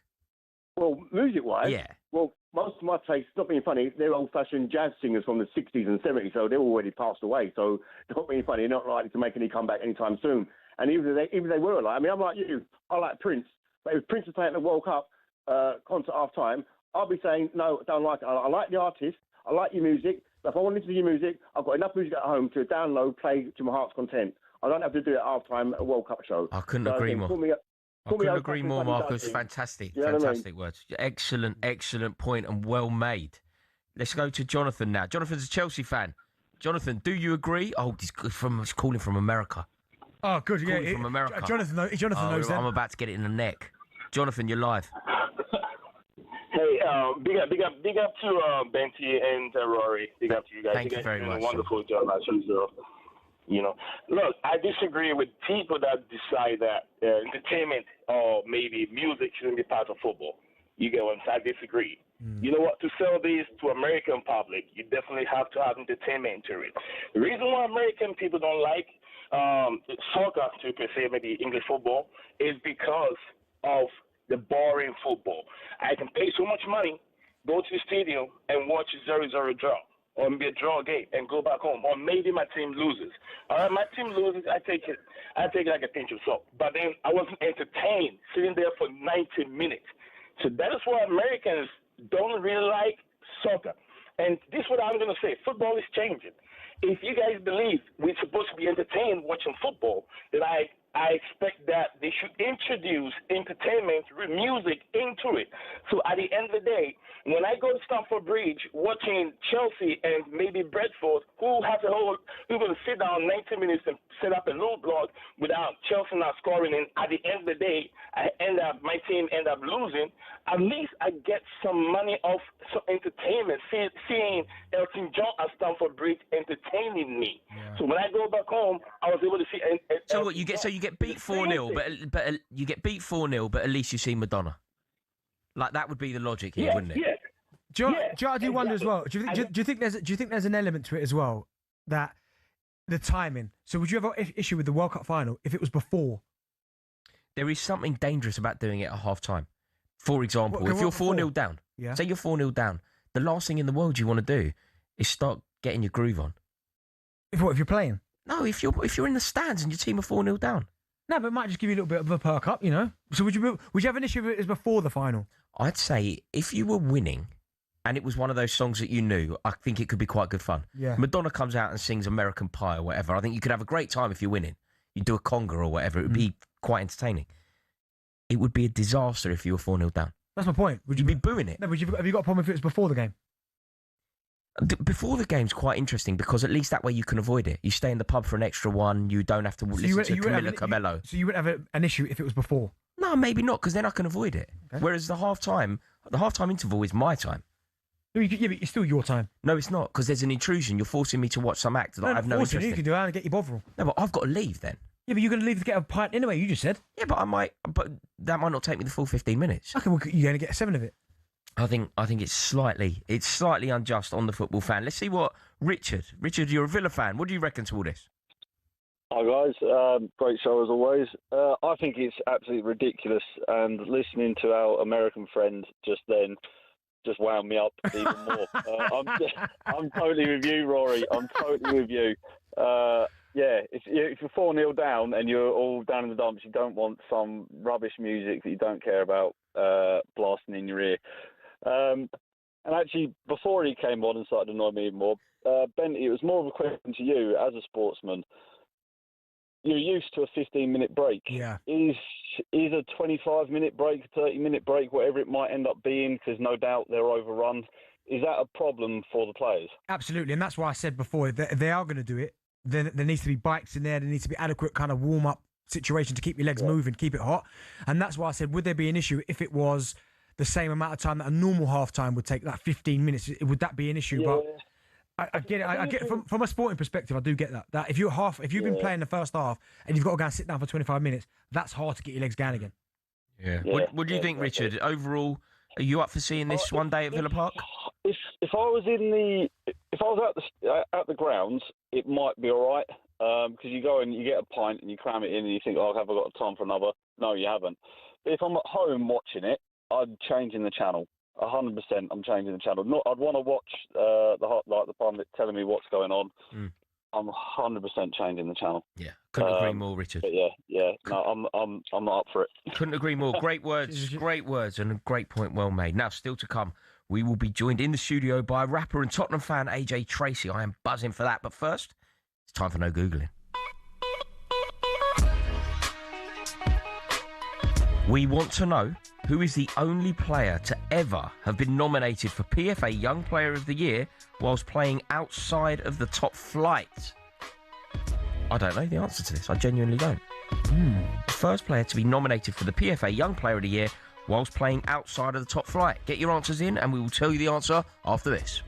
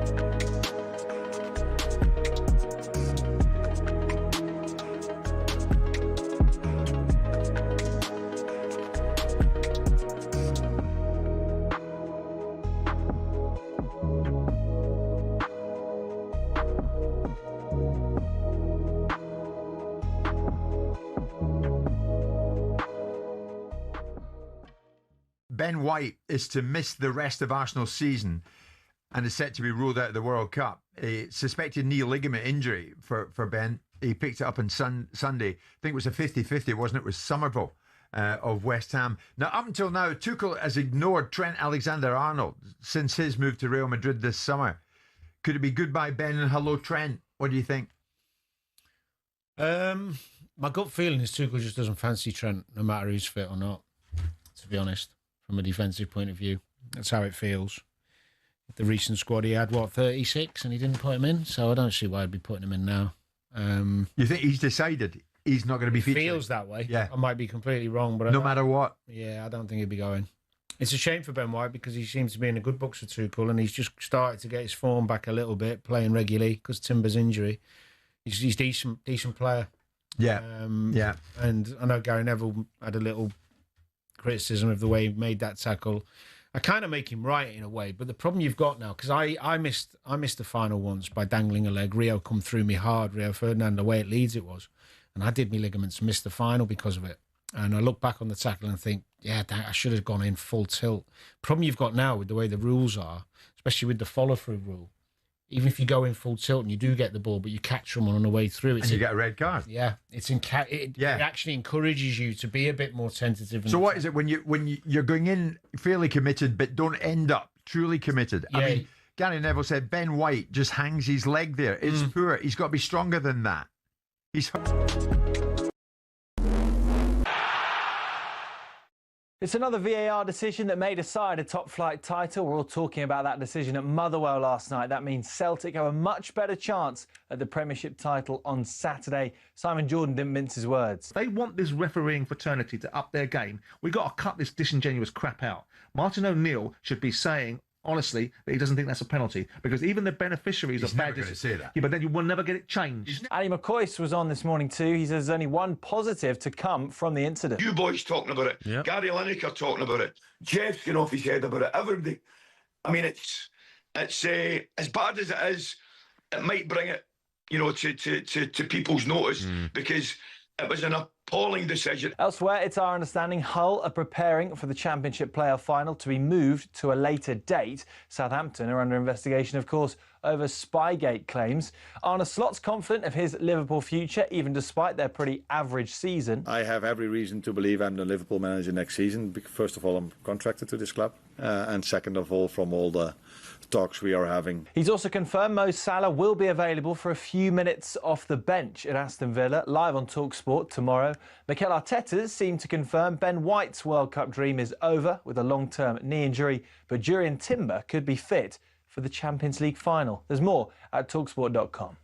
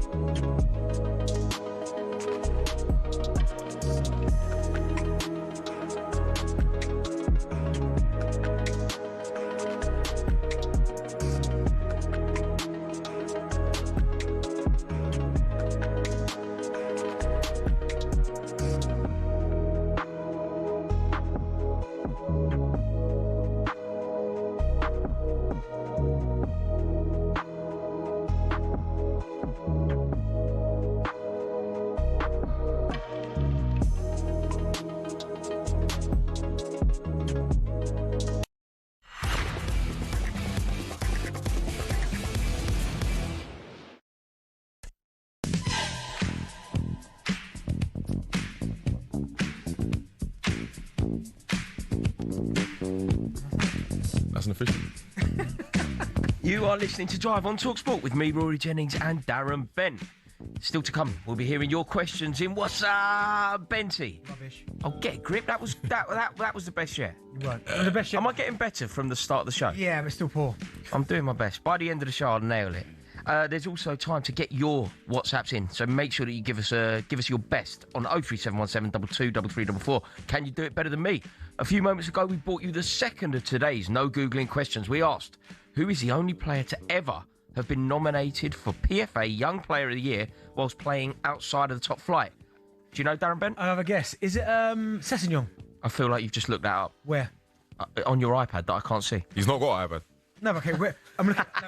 Currently, I'm looking at the Premier League table. Yeah. AJ's looking at it as well. Well, you are completely and utterly correct. It was Ryan Sessegnon in 2018, whilst Fulham were in the Championship. Yeah, but he had that mad season where he won every single award there was to win down there. Yeah, that is true. Yeah, at one point he looked like he was destined for true greatness, didn't he? Right, now it's time for this. Yo, it's the Hyperman set. AJ Tracy driving direct.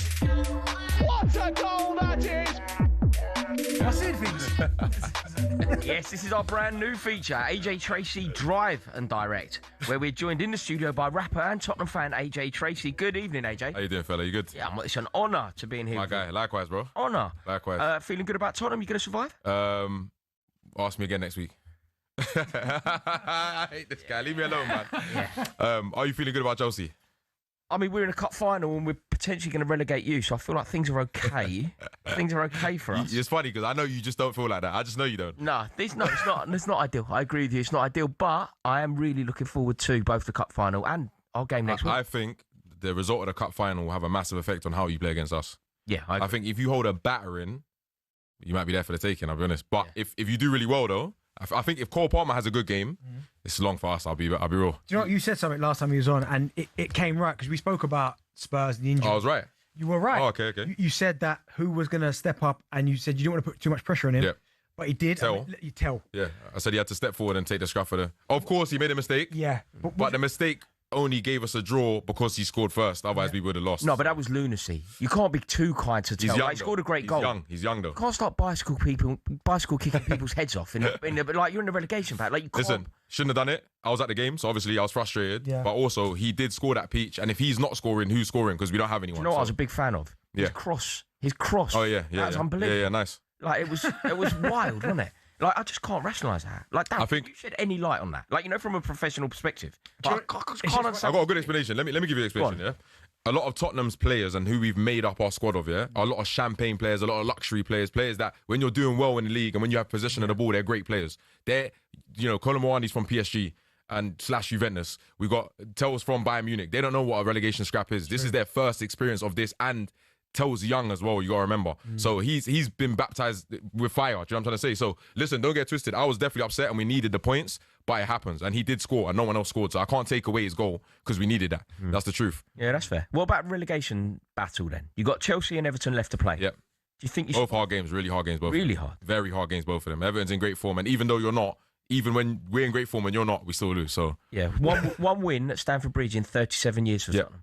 It's crazy. Do you think you need to make it 2 wins in 38 years? Like, do you think cheeky, isn't it? It's cheeky. Yeah. It's cheeky. Do you think you need a victory there? I think we need to do better than whatever West Ham do. That's what I think. Well, if West Ham lose and we get a draw, it's all right. Yeah. It's not bad. No, if we win and West Ham lose, of course, yeah, we're great. That's it. Happy days. What did you make of the Leeds result? Because I thought it'd be close. I thought Spurs would win 2-1, but I knew it'd be tight. I rate Leeds, actually. I respect Leeds as a team. I think they're a great team. Yeah. Good club history. Like, they play well.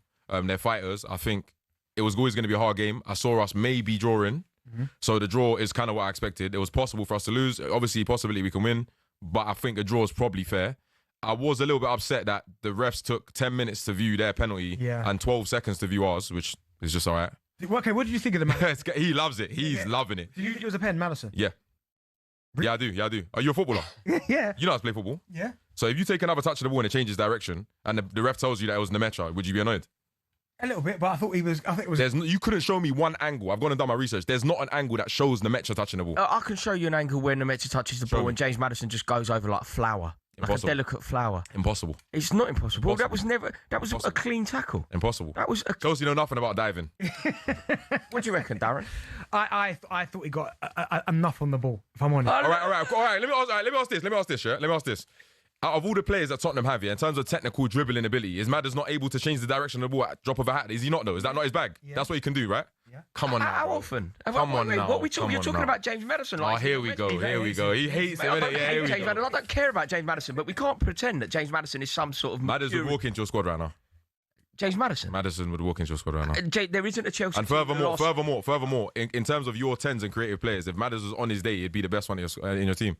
On his day, yeah. This is the most wild thing I've ever heard. Who are your cams? It's not. Cole Palmer. You talk wild comments. It's very rare that I'm speechless, but this is that moment. Cole Palmer, I'm a fan of Cole. I think he's great. And on his day, he's an amazing player, yeah. I do think Madders, though, on his day, provides something that you don't have in your squad right now. James Maddison wouldn't have got into a Chelsea squad and lost 40 years. That's insane. There isn't one Chelsea squad. He's getting in this squad. There isn't a Chelsea right squad now. with James Start for you now. James Maddison. While he was injured, he would have started for you. James, do you know what? If he was part of our squad, do you know what he'd be doing? He'd be vlogging it from the sidelines, sitting with opposing fans' YouTube channel. You know what, yeah? My Spurs friends have warned me about you, yeah? Yeah, trust me. But look, I respect it. I actually respect what you're saying. Like, it's fair enough. You're entitled to an opinion. You're wrong, but you're entitled to an opinion. I'm completely correct. No, you are wrong. Trust me. You're wrong. You're actually wrong. He's wrong. Tell him. Do you know part of the reason why Tottenham are in this predicament? Go on. It's because of the standards that are set by vice-captain James Maddison, sitting in the stands, vlogging with angry Ginge as you concede goals against Man United. I have no problem with that at all. I think he's a great player. If he wants to vlog while he's injured, he's got an ACL. What do you want him to do? Sit around moping?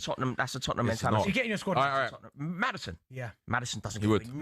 You've got so many players in your squad. He would. Like, By the way, the same winger. By the way, I just want to say, Tottenham mentality is Chelsea's mentality to wear that gold badge that you won that Disney Cup. That's your mentality. To be proud of that. I think when you christen yourself the club world champions, it's something to be proud of. The club world champions, because you got into that competition because something you done 4 years ago. By the way, winning the European Cup 4 years ago. Winning the European Cup 4 years ago. Yeah, I mean we've won it. We won it. If we're doing history lessons, wasn't Chelsea worth £1? No, Chelsea was never worth £1. I think it was. Nah, Chelsea was never worth £1. Chelsea, you got bought for £1. Bought for £1, but so then it's worth a quid then. But there's £2 million of debt assumed. Fair enough. Listen. I respect Chelsea, even though you are rivals. I got a lot of love for Chelsea. Reece is a good friend of mine, so I always got a little bit of respect for you. I do think you might be a little bit wrong with Maddison, but I'll let you. I think Maddison. I think you might be a little bit wrong. If you're talking about your squad, Maddison gets in Chelsea's squad now. 100%. I'm trying to think of James Maddison's greatest moments, right? Probably winning the FA Cup with Leicester. He's sitting on the bench watching Ayoze Perez play 70 minutes for that game. Sitting on Ayoze Perez running around on Wembley Stadium when James Maddison's sitting there. Sitting there on the bench. I'm going to get Chelsea's squad up. Didn't he miss a penalty? Who's your Cam? Who's your creative mid? Who is it? The world-class Cole Palmer. Yeah, and cool. World-class. Wait. No. By the way, I like Palmer, so that's fine. Yeah, that's fine. I'm not even going to argue with you. Cole Palmer's a great player. Who's your second Cam? Who's your other Cam? Don't worry, we focus on the starting 11. We're focusing on the starting 11. All right, fair enough. I'm going to tell you now, on James Maddison's day, he gets into your squad definitely, for sure. 2 games a season. No. Great player, 2 games a season. I think he'd get in your squad. I think so, I'm pretty sure. I mean, I'm not saying he starts, but he gets in your squad. This is wild. It's not. Do you survive? Is Cole Palmer better than Martin Odegaard as a Cam? Yeah. Do you think so? Do you think so? I'm asking, do you think so? No. Okay, do you think... You don't think so? You don't think Odegaard's better? No, I'm asking. I'm just asking. Hey, I've caused World War 5. I've caused dramas. I'm sorry. Is better than Odegaard? No, yes. I think Cole Palmer is better than Odegaard. Maddison is better than Odegaard. No, he's not. As a Cam? No, come on. Bro, listen. I was with you until you said that. Wait, hear me, yeah? 2 things I'm going to tell you. First of all, I appreciate you backing me. But I will never take the side of an Arsenal fan. I'm going to tell you that now, first of all. And second of all, I like Odegaard. He done his thing.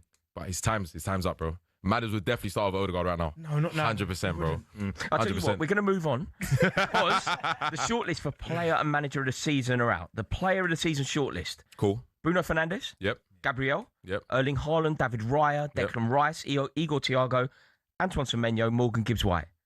Out of that list, who do you believe deserves it? Do you know what? It's hard because maybe it's not hard, bro. So you're going to say Bruno Fernandes, right? It's either Bruno Fernandes or Haaland for me. Haaland over Declan or Gabriel?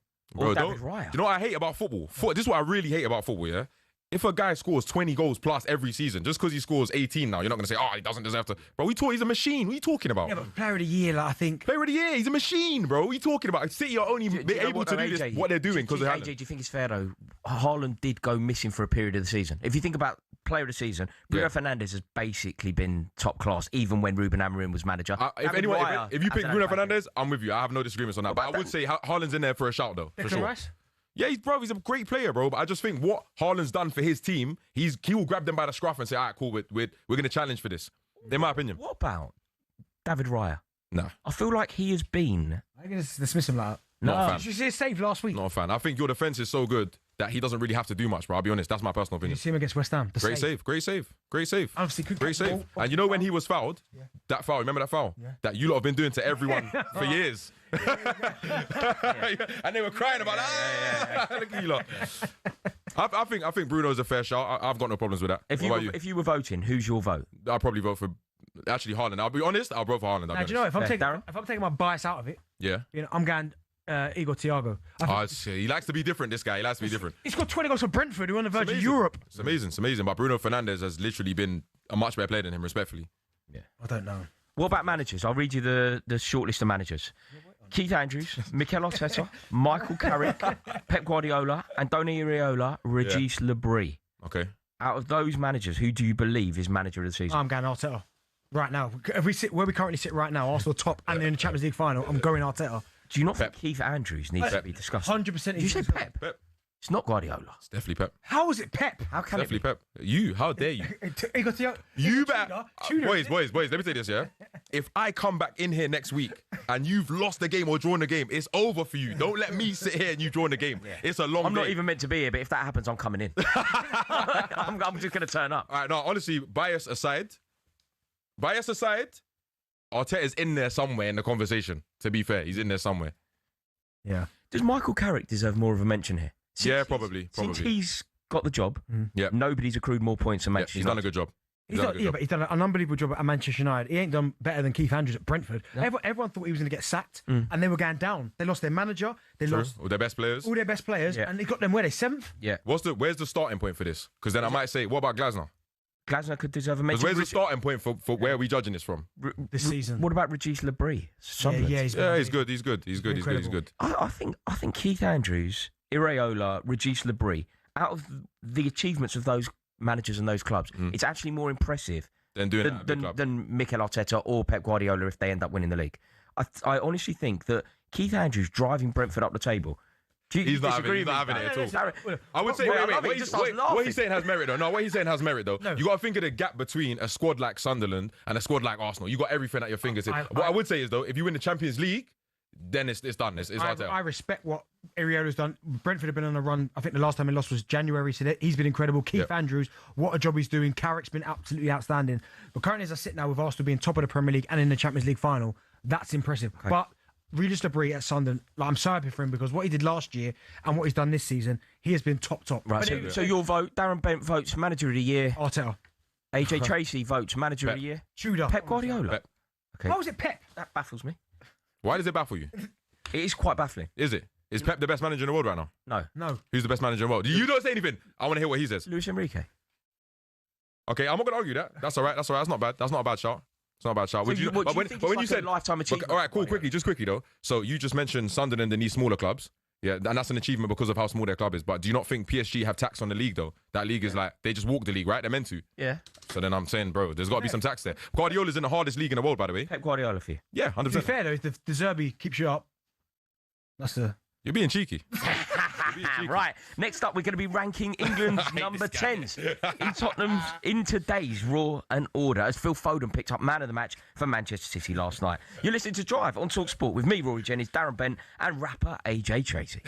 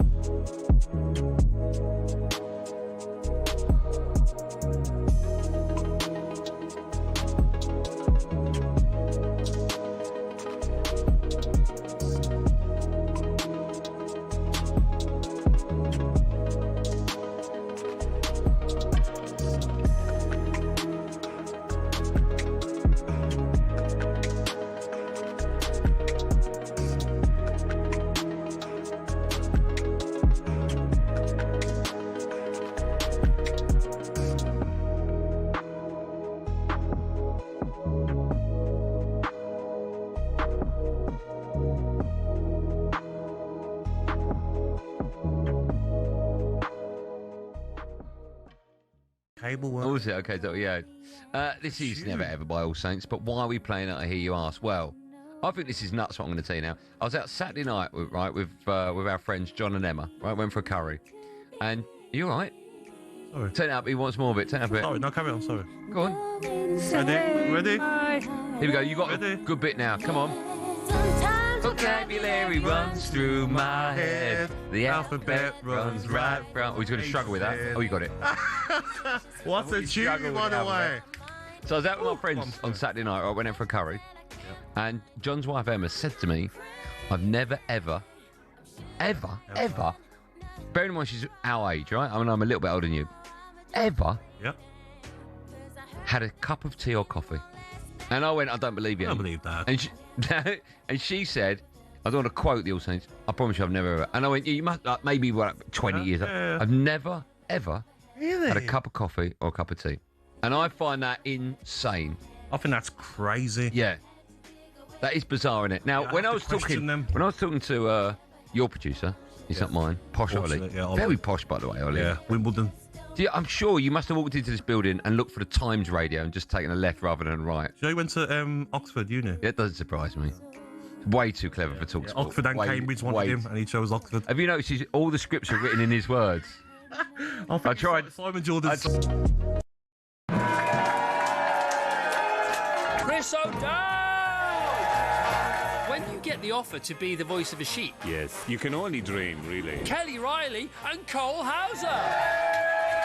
Well, how much of Rip does your husband in real life have about him? I mean, yeah. I mean, he's a man. Say He's a dude. Kirsty and Phil. Can we talk about one other thing? We can talk about loads of things. It's an interview. Wake up, it's a beautiful morning.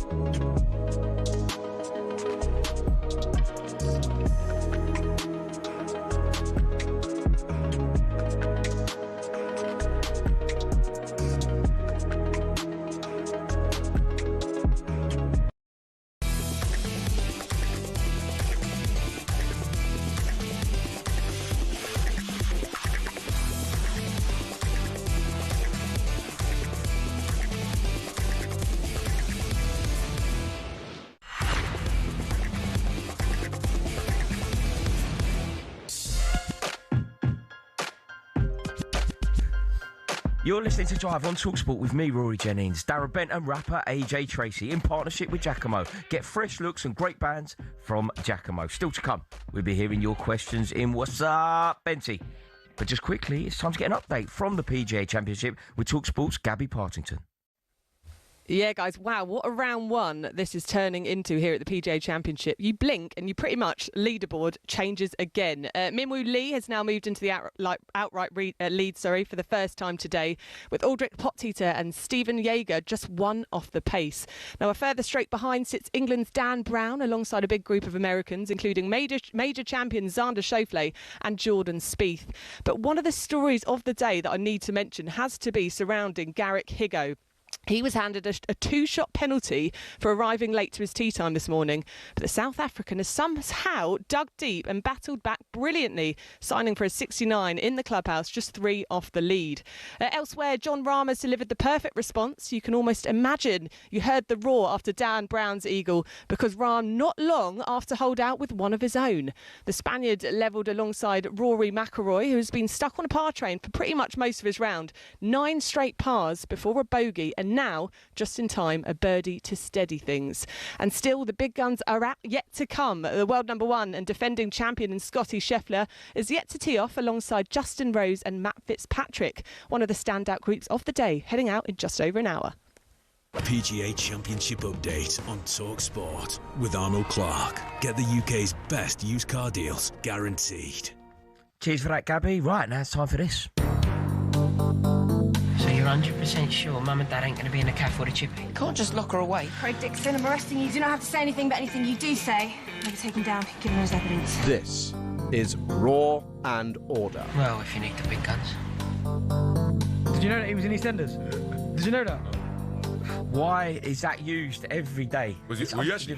Yeah, that was me. That was me in the chippy with Lucy Bill. Sick. It's a lifetime ago. I've been to the square. So have you?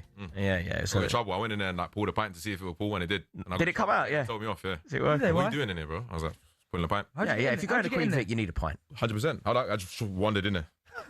No, honestly, yeah. Right, this is our feature. It's called Raw and Order, where every day this week we'll be given 5 players based on a certain category, and we simply have to rank them in order from 1 to 5. And with Phil Foden bagging 2 assists for Manchester City last night, he put in a man of the match performance. Today we're going to rank England number 10 options for the World Cup. Ready, chaps? The 5 players that we are going to rank is Phil Foden, Jude Bellingham, Cole Palmer, Morgan Rogers, Morgan Gibbs-White. Are we talking it in terms of they're all at peak of their powers, or Peak is of it their powers, right now? Let's go peak of their let's go peak of their powers.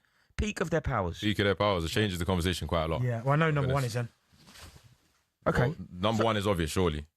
You talk about the boy from Birmingham. We'll start from 5 though. We'll work up to the up to the top. So I think that number 5 on this list is Morgan Rogers. No. Who's your number 5 then? No, what at the peak of their powers? Peak of their powers. And again, this is no disrespect. He's been brilliant, but more Gibbs-White. Yeah, I think Gibbs-White is 5th. I think peak of their powers. Yeah, Gibbs-White's a boy. I love him. You wouldn't be going down if. And the reason that you wanted to sign him. Why'd you want to sign him if Madison's so good? Here we go. Madison's so good. You want to sign Morgan Gibbs-White? You break your neck to sign him, yeah. Morgan Rogers on PFA young. Yeah, we love James Maddison. James Maddison is everything. You're trying to sign Morgan Gibbs-White though. Yeah. Bro, don't let Maddis have a penthouse suite in your head, bro. Don't let him have that. Tell you what, let's build a team. We're going to build a team around James Maddison. We've gone off the but we're going to sign Morgan Gibbs-White. Top five. Madders 1. Yeah. Have you noticed? We're doing the top 5 English players in this position. James Maddison not even on the list. Oh, nothing to do with him being out for a year. Is it? Nothing to do with that, is it? Tells you the story. Right. Yeah, listen, no disrespect to Gibbs-White, but I'm going to go Gibbs-White 5 just because peak of their powers. I see Gibbs-White, by the way, baller. Baller. Proper baller. Yeah, but I'm going Rogers bottom of this. Fair enough. I'm going Rogers in 5, Gibbs-White in 4. No, I'm the other way round. Yeah. I think. Okay. I'm then going to go.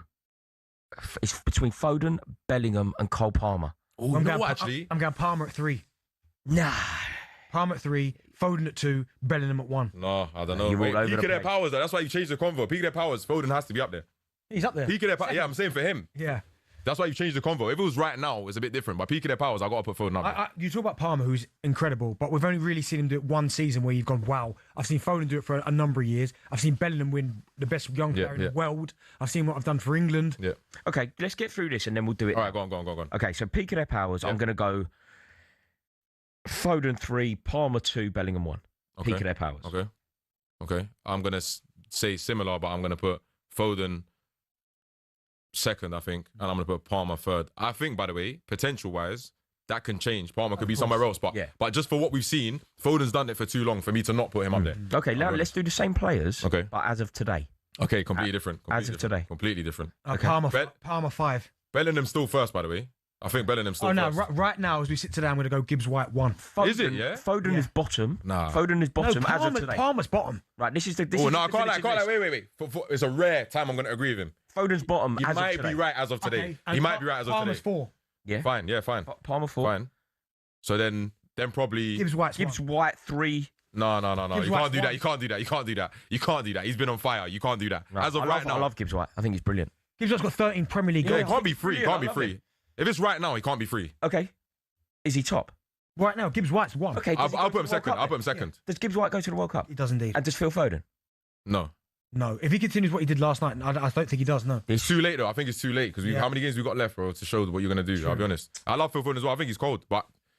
Bro, we got a good problem. Too many 10s. Yeah. No, it is a problem. Right, so who's the best? We're going Morgan Gibbs-White is the best number 10 that's English at the moment. No, that's his. I'm saying Bellingham. Still Bellingham. 100%.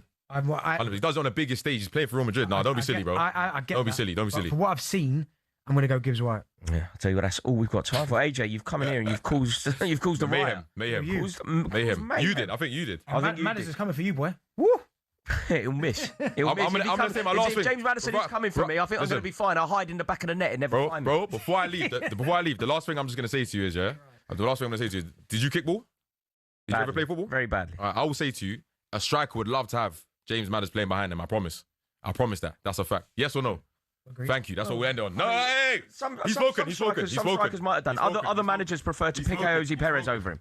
But anyway, AJ, it says here that I should say a big thank you to you, but I'm not sure. I'm not sure I'm going to do that. Wow. I'm not sure I'm going to do that. You came in here and caused absolute mayhem. You can thank me by resting Reece James against us. No, I tell you what. I'm going to be in touch with you actually. Yeah, the day that we relegate you, I will. I will be in touch. No, thank you so much. Cheers, AJ brother. I appreciate you, man. An honour. Next up, we're going to be bringing you. What's up, Benty? Still no good. God damn. Your questions to Darren Bent. Hey, you are listening to Drive on talkSPORT with me, Rory Jennings, and Darren Bent.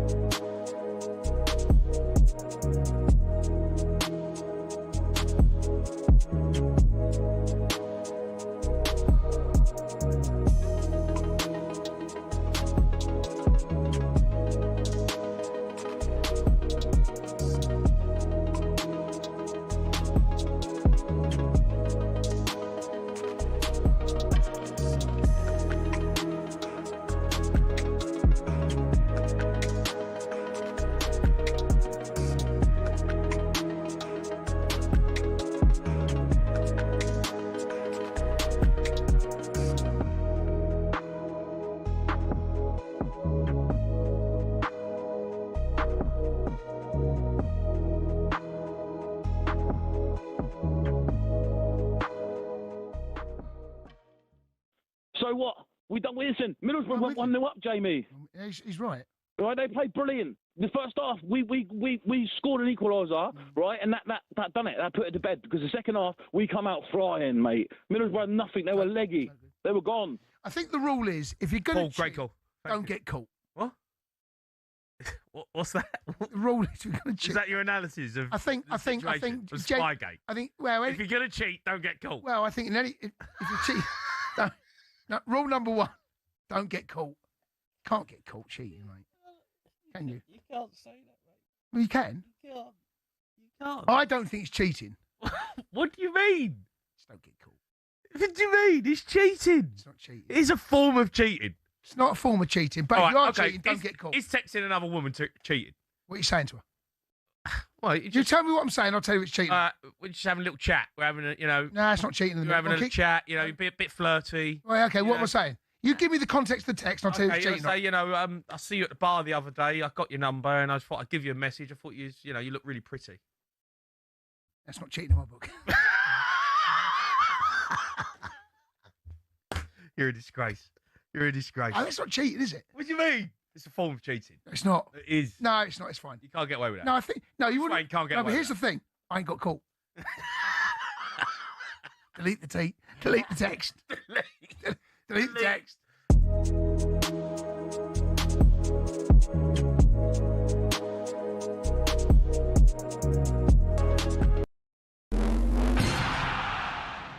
Who would have thought a sporting event's halftime show could have a bigger impact than the game itself?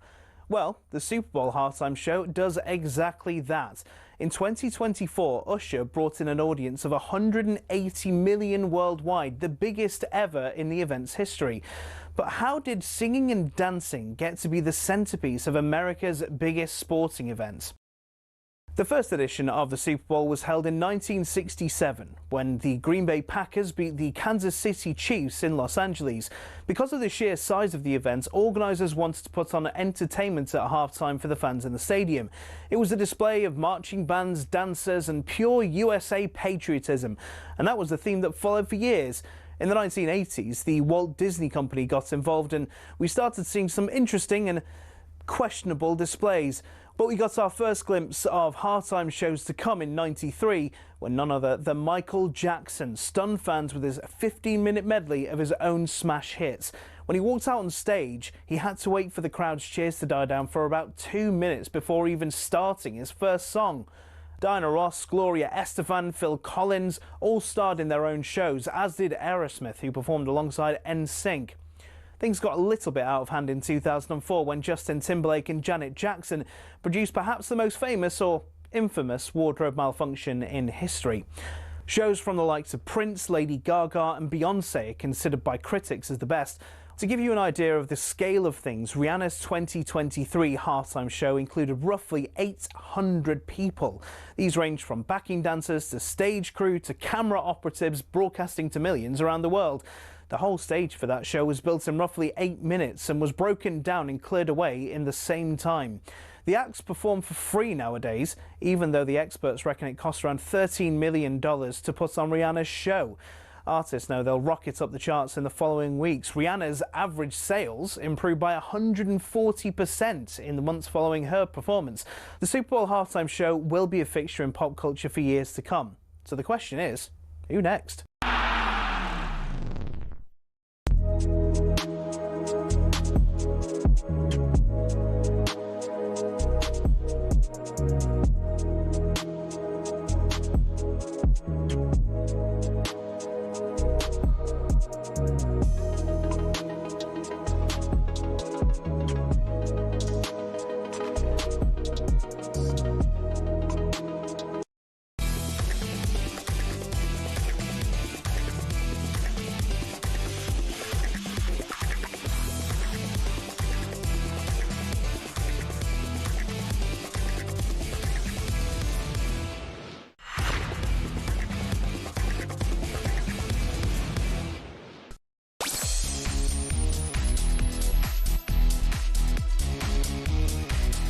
You're listening to Drive on talkSPORT with me, Rory Jennings, and Darren Bent. What's up, Benty? That's better. That was the worst. That was even worse than mine, wasn't it? No, it wasn't. Still to come, we'll be hearing your voice notes in What's Up, Benty? But now, Chelsea take on Manchester City in the FA Cup final this weekend, and it's live right here on talkSPORT. There are never any guarantees in the FA Cup. Wide to Neto, who's in the area, produces a cross. Enzo Fernandez is there, and he heads it home. There's a sense that there's no accountability, that they have no consequences. Yeah. I mean, we have got some good players. There's some genuinely world-class players there. Palmer is striding up to the edge of the area, gets it back, and arrows it into the top corner. There's always pressure. There's pressure to win every game, but this game as well, there's pressure. You have to accept that and embrace that. And the Eagles have landed it. Crystal Palace win the FA Cup. Every year we were there. Even last season we were in the, the final FA Cup. Gonzalez again. Oh, one of the great Wembley semi-final goals. You can win or lose, but at the end when you arrive at the last stage, just being there, fighting for the titles, that defines the club. The first side in the rich history of this competition ever to make it through to 4 successive finals. Yes, that's right. Chelsea interim boss Callum McFarlane takes his Chelsea side to Wembley this Saturday to face Manchester City in the FA Cup final. City could, of course, still win the domestic treble this season, and you can hear that game live right here on talkSPORT. Kickoff is at 3 p.m. with build-up starting at Box Park on Wembley Way from 10 a.m. Right, now it's time for this. Benty, what's up? Oh, Benty, what's up? What's up, What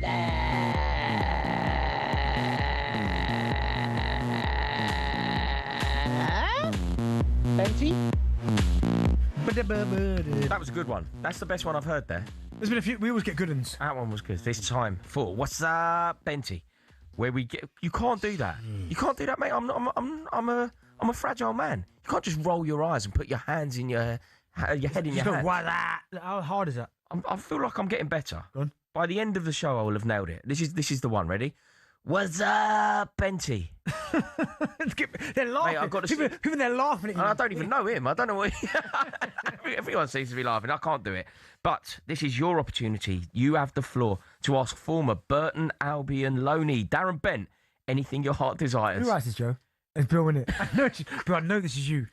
Right. All show, we've been asking you to send them in, and here they are. Let's start with this one. What's up, Benty? Leader West Ham fan here. If you were a cartoon character, what cartoon character would you be? And then same question for Rory and the rest of the Drive team. Great show, by the way. Nice one. So if I was for me growing up, probably He-Man. You're not He-Man. You're not He-Man material. No, you're not. Nothing about you gives off He-Man material. Well, why is that? He-Man? Yeah. He-Man is like dominant alpha one. You're not a dominant. He-Man was my guy. You're not He-Man. He-Man is 2 alpha. No, but he's just talking about if I were a character who I'd like to be, I would have liked to have been He-Man. No, but I think the way that he presented it, if you listen to the intonation of the question, he was suggesting through the lens of realism. No, he wasn't. He was. He was saying, what cartoon character could you realistically be compared to? Remember, I live here. What's that? You're just know your place, mate. Yeah. I live here. You'll be gone tomorrow. This, He-Man was my guy growing up, and the new film actually comes out, I think, June the 2nd. Masters of the Universe. Who would you be? Do you know expressions? Do you know expressions? Tom and Jerry. He said you, Jerry. Do you know who expressions? Do you know Tottenham fan expressions? Do you know what he calls me? What? Do you remember Phil and Lil from the Rugrats? Yeah. Calls me one of them all the time because I'm. No, you're what's his name from Recess? Who's a snitch? A little snitch in Recess. Randall. That's you, bro. Randall. Right, let's hear another one. What's up, Benty? I'm just wondering what your dream World Cup halftime show lineup would look like. Thanks, George. Is it past or present? Like, going to be just go all time. If you could have anyone performing, Michael Jackson. Really? You weren't even close. Really? Michael Jackson. Yeah. Quite underwhelmed by that. How can you be underwhelmed by probably the greatest superstar ever? I thought you were going to give us a bit more. Like, that's a generic answer. I feel like my wife would say that. I feel like my mum might say that. I thought you were going to give us a bit of an insight into Darren Bent. I have Michael Jackson. Michael Jackson. What would you have gone? I'd have gone Boney M. Who the hell is that? Boney M. Marl Baker. Bangers. So I'm talking about Michael Jackson, Daddy superstar. You talk about some whoever. Boney M, you can't go wrong. Nah, I'm going. Michael Jackson would be my guy, and he'd have all 15 minutes, and he'd hit. What songs? 3 songs. Thriller. Yeah. Do you know what? I'd maybe have like The Girl Is Mine, so you could bring maybe McCartney into it as well. Oh yeah. Yeah. Dirty Diana, that was a banger. Yeah, no, the Thriller. I'd also have Smooth. Beat It, Billie Jean. Billie Jean. You're running out of songs. No, and for this we have the 25 minutes, so the players can wait. Yeah, I think that's fair enough. Should we hear another one? What's up? Benny, it's Jack. I want to know, if you was playing in the Premier League now, where would you sit in the top goal scorers this season? It's a great question. That it's a difficult one. I mean, I'd like to think as myself being up there, if I'm honest. You would be the second top goal scorer behind Erling Haaland. I can answer that one. I'd like to think I'll be competing with. You'd be scoring more than Welbeck and that, wouldn't you? Yeah, but Thiago's had a good time. I'd like to think I'll be competing with him. Yeah, you certainly would. Like, as soon as you go beyond Haaland, this is like an epidemic in world football. Take Haaland and Kane out of the equation.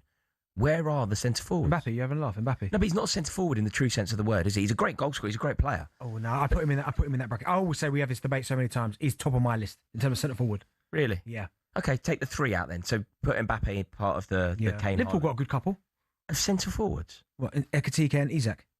Yeah, Ekitike's look good. Isak we haven't seen this season, but the point is, there's not hardly enough of them. There's not. Yeah, I think that you would. Certainly, me growing up, I remember every team had 2. Yeah, brilliant players. Yeah, every team had 2 centre forwards, and you went, "Oh my goodness!" I mean, trying to get into the England squad back then when you had Shearer, Sutton, Sheringham, Cole, you had like Ian Wright. You had Ian Wright, Robbie Fowler. Yeah, Robbie Fowler. You actually had a situation where Andy Cole was winning a treble, not starting for England. Yeah, it's crazy. That period there in terms of centre forwards was just Robbie Fowler, arguably the most natural goal scorer this country's produced. He's certainly one of the best finishers. Yeah. Didn't really get a look in. No, it was a weird time. Should we hear another one? You got him. What's happening, Benji? Right, quick one. If you was to fight a 7-year-old, right, how many 7-year-olds do you think you could take on before you're overrun? Smashing question, that. Well, I don't know about that. I'm not really promoting violence with 7-year-olds, if I'm honest. But I reckon 10 7-year-olds do you? Well, probably 1 because I probably wouldn't fight them back. So I'd probably go the 7-year-old. You win the first one. Away you go. What? You think you could get beaten up by one 7-year-old? Listen to me. A couple of them are you. Finish you. No, I reckon. Yeah. 2 on you. Bye, Rory. Do you reckon? Is there anything that a 7-year-old could actually beat you at if you were trying? Yeah, loads. What? That 7-year-old table tennis world champion would smash me out. Badminton. No, you'd be 7 is young, mate. I've seen 7-year-old table tennis players. You wouldn't get a point. You reckon? 100%. I don't think that a 7-year-old could beat me at anything. Beat an arm. A 10-year-old. A 10-year-old who smashed me to bits. No, I'm telling you now, a 7-year-old. Go on YouTube and watch a 7-year-old play ping pong. You're not getting a point. I promise you. I've got a 7-year-old. 7-year-old Mike Tyson. I will love that. Everything. I'd love to get a 7-year-old like boxer or something, like kickboxer or something. 7-year-old. Do you think that they could have me over? Yes. What, a 7-year-old kickboxer? Yeah. I'm not convinced. Listen. You're not. No disrespect. You're not the biggest character, are you? So a 7-year-old kickboxer might just, you know what I mean? Bah. Mate, this is no good for my ego. Not the biggest character, and a 7-year-old will just. He didn't even use language. I didn't qualify. I just got clicks. I didn't qualify for words or punctuation. I just got clicks. I think a 7-year-old might just. But honestly, after the show, 7-year-old ping pong. Have a look at that. 7-year-old at ping pong. Right, let's hear another one. What up, Benty? Benty, how are you, lad? It's Carl from New Jersey. Quick one. Out of all your time playing, which player have you played against that's hit you so hard that you thought, nah, I don't want a piece of that? And if you're going to the England-Ghana game, mate, let me know. I'll buy you a pint. Very, very nice of you. If I go to the England-Ghana game, I'll give you a shout. We're going to be based in New York, I think, but I think we won't be there then. So, but yeah, thank you for that shout. I've never been hit though. So no, would you when you were playing, did you ever get a reducer from an opposition player that made you actually question your desire in the game? No, but you play against certain defenders and you just go, oh my goodness, this guy's an animal. So like, I think his name was Chris Morgan. Was it Chris Morgan for Sheffield United? Yeah. I promise you, he was built like rock granite. Really, he was hard. Was it Robert Page, the old Wales manager? He was horrible. He used to pinch you under your armpits, and he was horrible. But yeah, Chris Morgan was one. I just went, nah. Would you give it back if? No, I was only young at the time. I was like, no way. Did it ever put you off your game? Would it ever have an impact? Yeah, the only one who did when we played QPR one night and Danny Shitty was on my case in the tunnel. And if it weren't for Big Herman and Ryderson who come from nowhere to back me up, I'd have been like, oh my goodness, what's happening? Really? Yeah, but Big Herman helped me out there. Oh, yeah. All right, let's hear this one. Well, yeah. Benty, how are you, mate? Just a quick one for you. So, would you prefer to have the Agbonlahor shiny bald head or a man bun? Which one of those two styles would you prefer? Peace out, Danny from Stoke. Watching the breakfast show this morning, I like Gabby's new style with a wig on. That looked quite cool. But I think I'd probably go for the man bun. Do you reckon? The man bun and beard looks cool. Does it? The feeling's like, wow. Yeah, exactly. I'm not sure I can agree with that. What would you have, a man bun or bald? Well, bald isn't your choice. You've opted in to look ridiculous with a man bun. What's this baldy, shiny head? Yeah, but if you are bald, you're bald, right? There's nothing you can do about it. And I've got a lot of respect for people who go bald and don't like swan off to Turkey. Yeah, but no, if you give me a man bun, I'd rather a man bun. Do you know if somebody goes to Turkey to get that treatment, I think that you can tell that they are a disloyal character. Oh, so you having a pop at Jason Cundy, are you? Well, no, don't. I think, look, you're disloyal, aren't you? You're trying to pull the wool over people's eyes. You're disloyal to your genes. You're disloyal to your fellow bald man. You're disloyal to your family. You're hiding who you really are. So you're saying Jason Cundy is a disloyal person? I'm saying that Jason Cundy, if we want to use him as an example, well, he's just had his head on. Jason Cundy is clearly slightly disloyal. He is He's turning his back on his true self. He's turning his back on his fellow people. Jack, make sure they clip this up and play us on sports. No, but Rory Jennings says there are bald people in the world who must feel a little bit worse about themselves now because of Jason Cundy saying that bald is not beautiful. Jason Cundy's basically said bald is not beautiful. No, he's not saying that. He's saying that he prefers himself to look better with hair. And effectively the implication is that if you are bald, you should do what Jason Cundy has done. Well, I don't share that view, Jason. No, I don't share it either. I think it's a very disloyal thing to do, and your fellow bald man doesn't appreciate it. Honestly, are we doing that hot takes today or that thing? Because he's again. No, I don't think there's anything controversial in it. Is Cundy outside? I'd love him. Is he here? I hope he's not here. I'll be hiding from Jason Cundy. Just make sure that he doesn't see any of this. Right, you are listening to Drive on talkSPORT with me, Rory Jennings and Darren Bent. Next up, we're going to be discussing the future of Raheem Sterling following his loan spell at Feyenoord.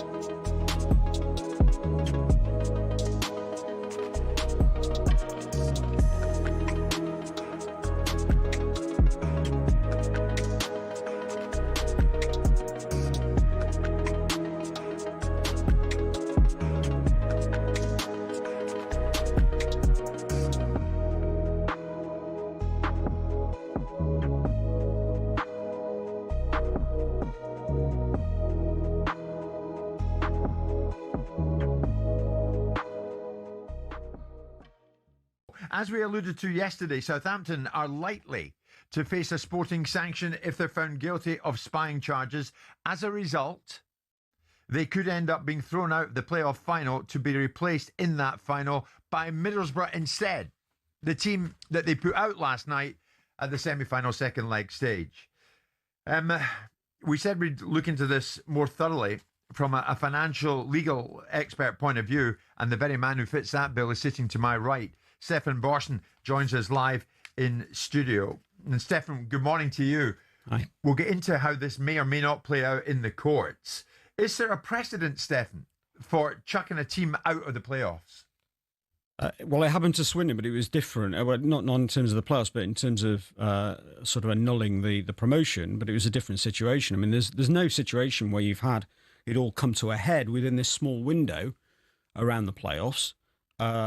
In terms of spying / espionage, there's really very few cases anywhere in football in respect of this. So you've got the Leeds situation that we know about, where it was systematic. They ended up with a £200,000 fine, and effectively the other part of the sanction was to vote in favour of the rule that then came in.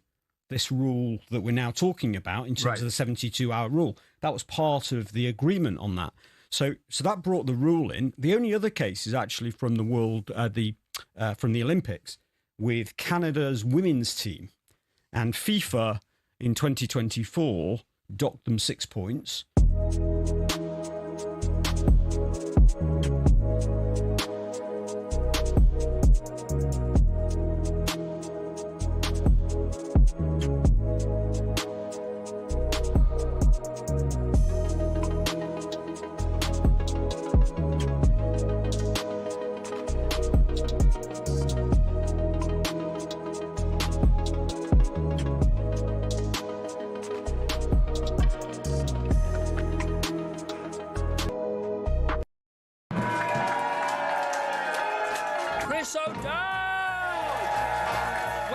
Offer to be the voice of a sheep. Yes, you can only dream, really. Kelly Riley and Cole Hauser. Well, how much of Rip does your husband in real life have about him? I mean, yeah. I mean, he's a man. He's a dude. Kirsty and Phil. Can we talk about one other thing? We can talk about loads of things. It's an interview. Wake up, it's a beautiful morning.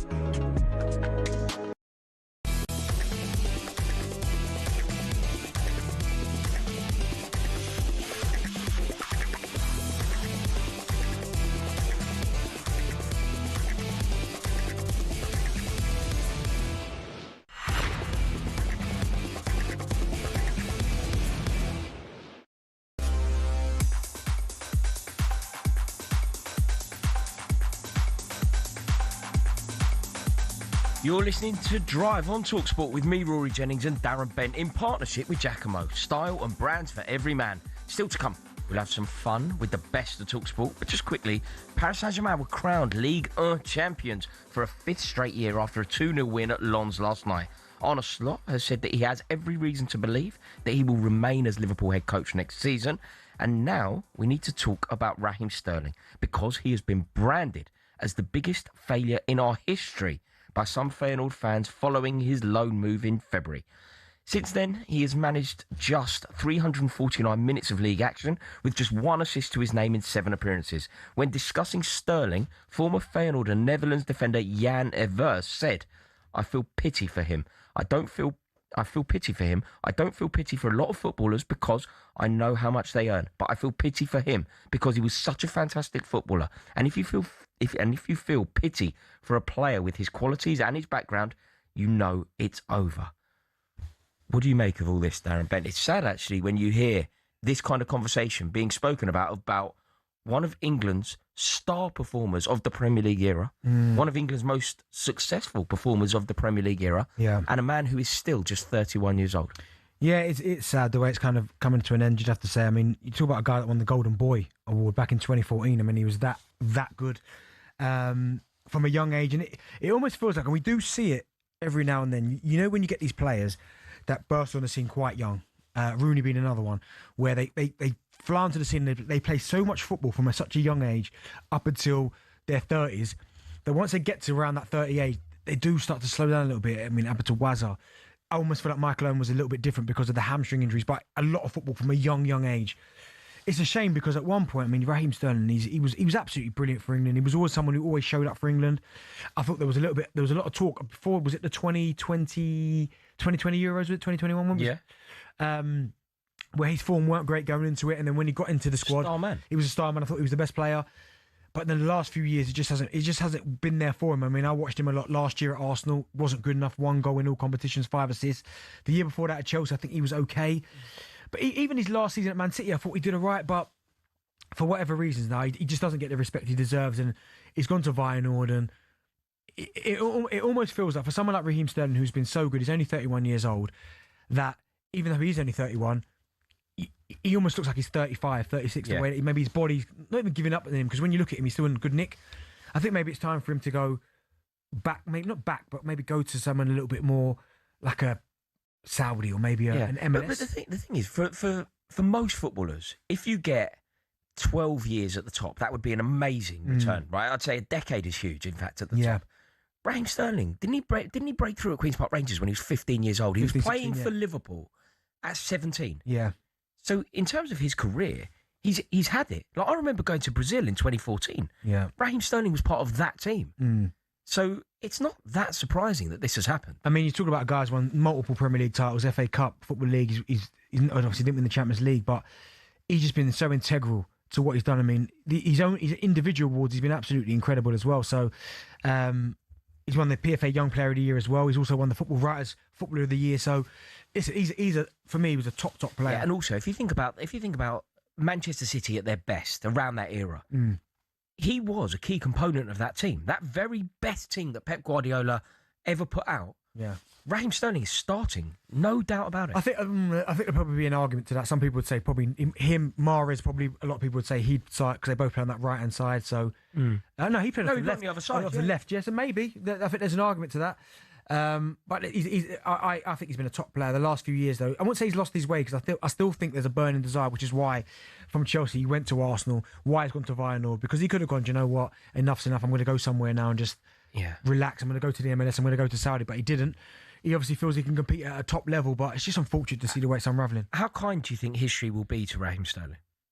Well, again, you look at his honours and look what he's won, even individually, I think you'd have to say fair play. I think you have to give him the respect he deserves. People don't want to, but I think you have to.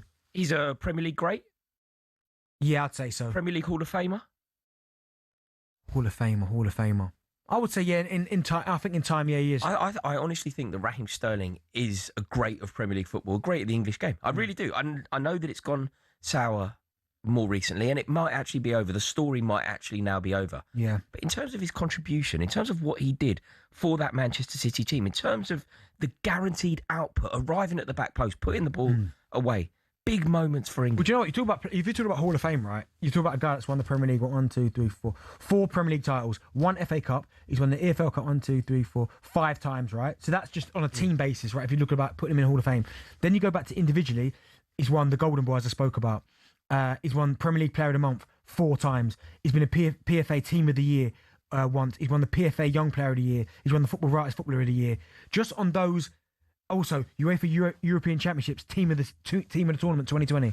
Those accolades, enough. There's players who have got into the Hall of Fame that haven't got that. Yeah, I completely agree. So he's in the Premier League 100 Club. Yep, there's that as well. He's in the Premier League 100 Club. I think that history should be incredibly kind to him. And yet, it's gone sour. It's gone south slightly earlier than we would usually anticipate for a footballer. 31 years old, he could still be at his peak. Yeah, but do you know what? I just think there's certain footballers out there who've been blessed to see that just don't get the credit they deserve. And even again, we go back to the amount of times we've had discussions on this show about Harry Kane.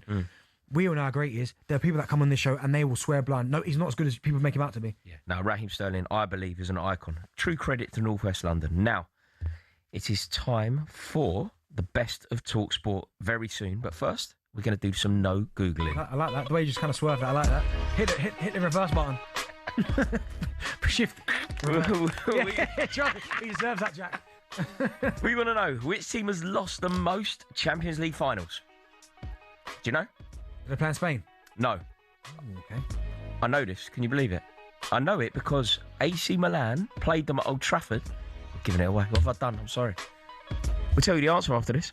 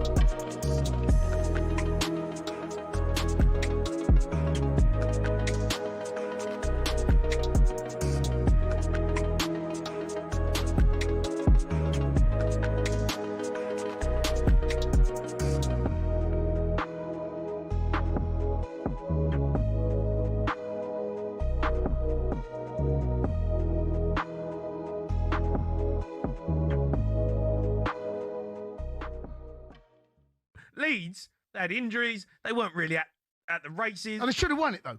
Leeds should have won it. Yeah, because we fell apart. We fell apart, mate. False that. Yeah, but Don't blame Leeds. Don't having a pop at West Ham. I'm not blaming Leeds, but Leeds were there to get beat tonight. It wasn't a great performance from Leeds, right? But once we scored, we went 1-0 up, right? Yeah. And we fell apart. We were bottling it all over the park. No one had any bottle to get on the ball, to make a pass, to have some structure. There was no pattern of our play. Everything that De Zerbi's probably been working on with them just went completely out the window. Well- There's 11 players just out there hoping that something might happen. I thought it was a good point. I thought it was a decent point, Is mate. that what you're going to say for 2 hours? You're just going to say it's a good point? Like, Well, you could have come away ain't with a good- nothing. And I tell you what's worse, losing. That's worse. I know, mate, but that's not a good point. We're at home. Out of the 3 games we got left, that's the easiest How many game. points have you picked up this season at home? I don't know. Not many. Right, not many. So that's a good point. I don't think we've won at home for 5 months. I know, but come on. 5 months. I've had a hair transplant. It's going to grow back. I'll have a hair transplant. It's going to grow back by the time you next win at home. That's how long it's been. I only had a hair transplant about 6 weeks ago. Honestly, I don't know how I feel about that performance. What is Matthias Dell doing? What? Oh, it's Tell a me. brilliant finish. What are you on about? No, the goal's a great goal. What's he doing in his box? What is he doing? A bicycle kick. Yeah. A bicycle kick in your own box.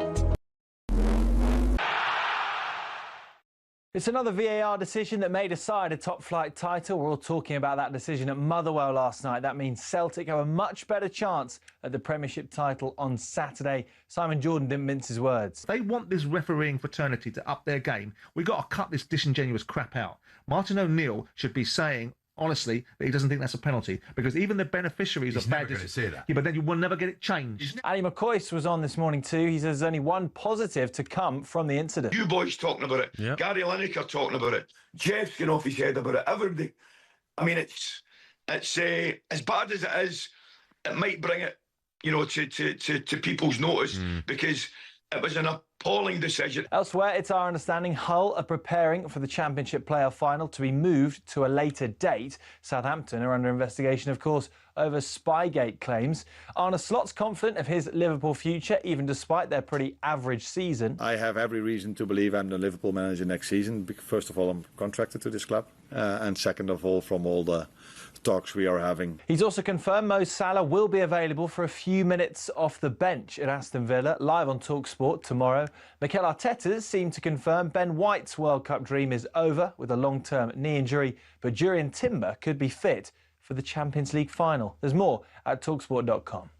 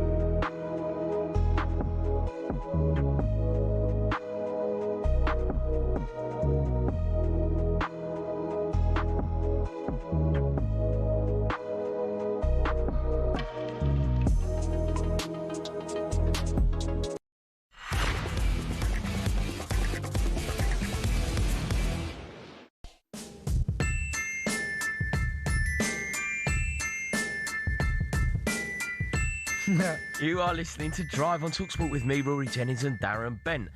Right, do you fancy 25 grand in your hand completely tax-free? At talkSPORT, our competition's just got a whole lot bigger, with even more prizes up for grabs to give you that winning feeling. Head to talksportwin.com to enter and for full terms and conditions. Now, a moment ago, we brought you the final no Googling of the day as we asked, which team has lost the most Champions League finals? Do you know? Well, listen, I can't. Juventus, right? Juventus. Yeah, I knew it because there was an amazing tifo. I love those like fan-made tifos. When Juve played at Old Trafford in the Champions League final against AC Milan, AC Milan did a tifo in the Stretford end of all. They made it like tombstones. Of all of the Champions League finals that Juve have lost. How many have they lost? A lot. 7. Jeez. 7. They've won it though, haven't they? How many? Yeah, they've won it a fair few times, but they've lost 7 finals. Heavy, isn't it? Right, following us from 7 p.m. tonight, Natalie Sawyer hosts kickoff this evening. She will have former Wales defender Ashley Williams alongside her. Meanwhile, over on talkSPORT 2, you can hear Bradford against Bolton in their League One playoff semi-final second leg. We'll have the team news from that one as soon as it drops. But now it's time for this.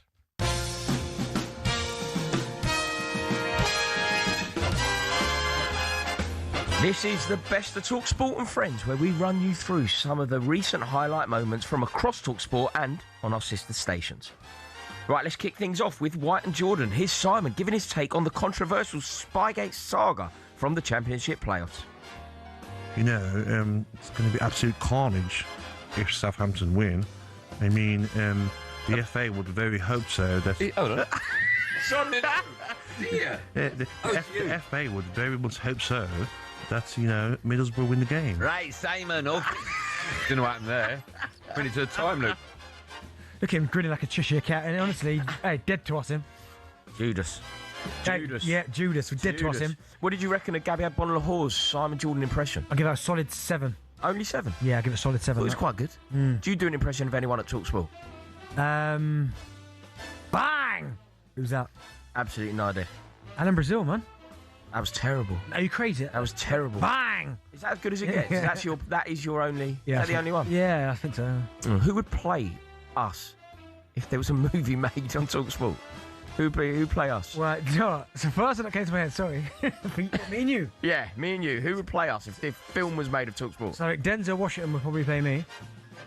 And I think probably... I don't know. Mate, we could be Lethal Weapon. Danny DeVito. Mate, we could be Lethal Weapon. Mel Gibson, Danny Glover. Danny DeVito? Danny DeVito. Danny DeVito. Mate, Denzel? I'm getting... You can't give yourself Denzel Washington and give me Danny DeVito. What? Is he not a good actor? DeVito. Classic. No, Joe Pesci. You haven't picked them because they're good actors. Pesci. You picked them because they're part of the 5'5" club. Pesci. Pesci, I take. There you go. Pesci, I take. Funny how. There you go. There we go. I do like that indeed. A reminder that Gabby is back on the breakfast show from 6 a.m. tomorrow morning. Don't mention the guy's name. Alongside Judas Iscariot. Thank you very much. Over to last night's sports bar is Jason Cundy and Jamie O'Hara showing off their musical knowledge. It's like... Is it wind? It's like a String. guitar or like a violin. No, it's not a guitar. Bass. Treble bass. Yeah, like a bass, but not bass. The other one. Okay. It makes... Go on, keep going. Mate, it's keep a big going. one. Keep going. And then... Can I phone the lucky Mrs. C?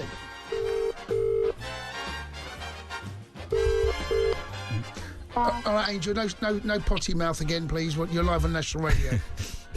Okay. Okay. What's the big string instrument that looks like a massive violin? Cello. Okay. Is that it? Yeah. Okay. Love you. Do you have any hidden talents? Hidden? Yeah. No, You're an actor? I don't have any out there talents. No, you act. Yeah, that career didn't exactly go to plan. No, you can act. So No talents from me. Have you got any hidden talents? yeah, I could play the steel pans. I used to play them in school. No, you can play the steel pans. Yeah. That's quite impressive. If you could be a member of any band from a musical history, who would it pick?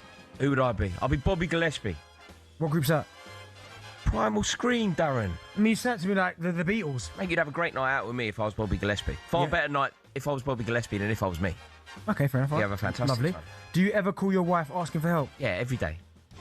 Every day. Every a couple of times a day. Wait, for what? Give me an example. My wife does everything. Literally everything. I do nothing apart from go to work. I don't do one thing. I'm completely inept. Anything with the kids? Yeah, I do the stuff, but she organises it. I don't know what they need to wear. I don't know what they need to take with them. Jeez. Yeah, if I take the kids out, she's like packed the bag completely ready, and she say take them out, and then I go for. No, but say she's off or she's not very well, and you've got to take the kids out. Phone my mum. No, but you wouldn't just go. You wouldn't Google trampoline park or something. No, I'd take the kids to my mum's. Would you? Yeah, go around my mum's. Hope for the best once I get there. Yeah. All right, don't forget to get your calls into the boys from the sports bar. Returns tonight at 10 p.m. And let's finish with this afternoon's Hawksbee and Baker. They were joined by comedian Alfie Dunders, who gave a bizarre reason for why he's an Arsenal fan. He sells jewellery, and he just Sol Campbell wandered into his store. He sold him some jewellery, and then came home and went, right, we're Arsenal fans now. And it's been 20 years Wow. since then. That's it. But what a beautiful story, Paul. Yeah. My dad sold Sol Campbell's jewellery. Year before, he could have been. Hope it was real tut. He just left Spurs as well. Yeah. Yeah, decent. decent. It's your Yeah, decent. No, I'm just having to think about that. Do you know? As reasons go, I think that's fair enough, right? Do you know what I was thinking? I was thinking it was like being a glory hunter. That, don't you think? It's a little bit glory related. Oh, your face there when you realise that. Oh, it's me. Yeah, no, I was just looking around. I was reading the headlines, to be fair. What do you reckon to his reason? You happy with that? Yeah, I'm happy with that. If that's the reason as to why, then yeah, I've got no problem with that. I've got no problem with that. It's a legitimate enough reason. Do you know what I can't bear? I've had enough glory hunters. Yeah? Just had enough of them. They seem to be everywhere. Everyone's got a granddad who comes from Manchester. Nobody's got a granddad that comes from Blackpool. Everybody seems to support a Manchester club or a London club because, oh yeah, my granddad. I should have been Chelsea, but I'm Arsenal, obviously. Bad choice from you. No, it's not. Bad choice from you. I tell you, for all the best bits of the show, check out the H&Day Daily, wherever you get your podcasts. Of course, you can find all our shows on the talkSPORT app, where you can swipe between talkSPORT, talkSPORT 2, and all of our sister stations, so you never miss a moment. Oh, do you know what? I'm not gonna lie to you. That was funny. That I've never seen a grown man just freeze like that. Right. I've got a quick story for you from last night's League One playoff action. Stockport County are into the final after a 3-0 win on aggregate against Stevenage. And in their home leg last night, which they won 2-0, they started striker Carl Wootton as centre-back. He has played there before, and his manager has said the 29-year-old could extend his career by 5 years if he makes a transition into defence. What do you reckon? Could you have played at centre-half if you were asked? Nope. So there's an emergency at your club. Somehow you needed to go into the back line. I couldn't do it. I mean, strikers with their certain strikers and movement, it's different. I wouldn't want to come up against. There's two types of centre forwards I wouldn't want to come up against. One, the clever one that comes off the front, drops into little pockets, and you're like, do I go and mark him? Do I not? And the other one is just like straight target man with strong elbows back into you, can hold the ball up. I remember playing with Richard Naylor at Ipswich. He was a centre forward by trade, and he went back. We call him Bam Bam. Obviously, hard as anything. Bam Bam from the Flintstones, hard as anything. He went back and played centre half, and he was quite decent at it. To be fair, he done a really good job at doing that. Yeah, but fair play to him. He could do that because he was quick. He could run. He was strong as they come. So if a striker shot the back into him, he was good enough. He was good in the air. Yeah. So naturally for him, it worked quite well. But yeah, for me, it's rare, isn't it? It doesn't happen often. Dion Dublin did it, didn't he? Dion Dublin. Sol Campbell. I remember Sol Campbell scoring against us. We beat Tottenham 2-1 at White Hart Lane. Eddie Newton scored 2 for us, I think. Sol Campbell scored a consolation for them. He came on as a centre forward. Do you know what's mad? I remember playing. We played. It would have been early 2000s. We played against Arsenal at Barnet when their reserves used to play there, and I think they just signed Kolo Toure at the time. That he used to be a right winger. Kolo Toure was a winger. Was a right winger. He used to be quick, go past people, quick, get crosses in. I mean, obviously as he progressed, he turned into obviously one of the best centre halves. But yeah, he started as a right winger. It's funny, isn't it? It doesn't happen often though. But I think Paul Warhurst. Do you remember Paul Warhurst? Sheffield Wednesday. Yeah, striker. Yeah, I think he was started off as a centre half. Bizarre. Yeah. Do you know the maddest one is that obviously kids of a certain generation, when they look at Ashley Young as a fullback, they almost forget that he was. Remember how good he was as a wide player when he used to play left or right. Because he went to Manchester United as a wide player. He used to cut and just find that far top corner. Kids nowadays are like, with the right back, fullback. No. There was a time where, trust me, he was lethal when he used to play right wing, left wing. Do you think it's got something to do with the modern day coaching? Because like the days of there were certain players, weren't there, who could kind of play anywhere. James Milner's a good example. Yeah, he could just play anywhere, just like a total footballer. I don't know if that's still. I feel like people are now specialists in their position. Yeah, the game. I think the game's just more technical now, and it's just the game's changing now. I still think the emphasis in certain positions on the pitch have maybe changed a little bit. Certainly the fullback role, you look at that, because you used to be right as a defensive fullback, right? I'll get tight to my wide player, I'll try and show him outside, but now all of a sudden you've got to be an inverted midfield player. You've got to be able to get forward and get goals, get assists, get crosses in, score goals. Yeah, I suppose Nico O'Reilly's a great example of that. He's somebody that could play central midfield, fullback, can do a job in both boxes. He's already won Man City. Lewis Skelly's the same. Lewis Skelly, yeah, absolutely. Absolutely. But you only were ever over a forward player. Or when I first got in the Ipswich Town team, I used to play wide of a 3, but then as I got older, I end up going down the middle. Right. And the playoff action does continue over on talkSPORT 2 tonight as Bolton head to Bradford in their League One playoff semi-final second leg. The score is currently 1-0 to Bolton. We'll bring you team news from that one, and when it's out, You're listening to Drive on talkSPORT with me, Rory Jennings and Darren Bent.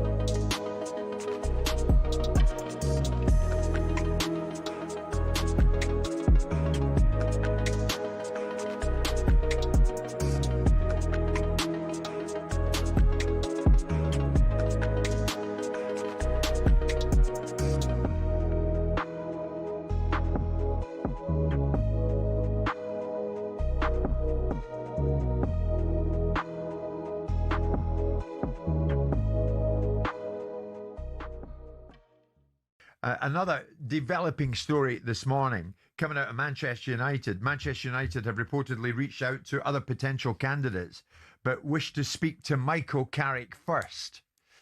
What do you read into that? Is the significant fact of that Carrick gets first dibs in speaking to those who will make the ultimate decision? Well, in other words, he's leading the way. I find it strange how these things come out. Like, who is it leaking the fact that United have spoken or speaking to other candidates before they speak to Michael? I mean, it's bizarre, especially when you're talking about one of the biggest clubs in the world. Can they not do business? Can they not keep their own counsel? I find that a bit bizarre, but he's done really well. And, with the position they were in to where he's got them, you could argue he deserves another go at it and bring some players in the summer. And I wouldn't say that's a huge risk. The progression they've made under him, I'd give him another go. Yeah. Yeah. Significant, Simon, that they want to speak to Carrick first. Yeah, again, I don't know who's briefing in and whether it's coming from Carrick's side or whether it's coming from Man United's side as to the briefing in as to why Man United need. You can employ an England manager without anyone knowing about it, but they can't seemingly have a conversation amongst themselves without broadcasting it to the media. I don't understand why that is the case.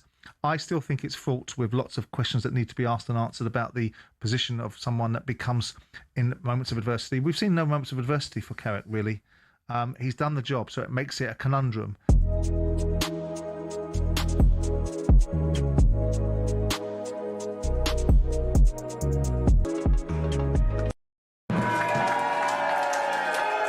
Chris O'Dowd! When you get the offer to be the voice of a sheep, Yes, you can only dream, really. Kelly Riley and Cole Hauser. Well, how much of Rip does your husband in real life have about him? I mean, yeah. I mean, he's mad. Say He's a dude. Kirsty and Phil! Can we talk about one other thing? We can talk about loads of things. It's an interview. Wake up, it's a beautiful morning.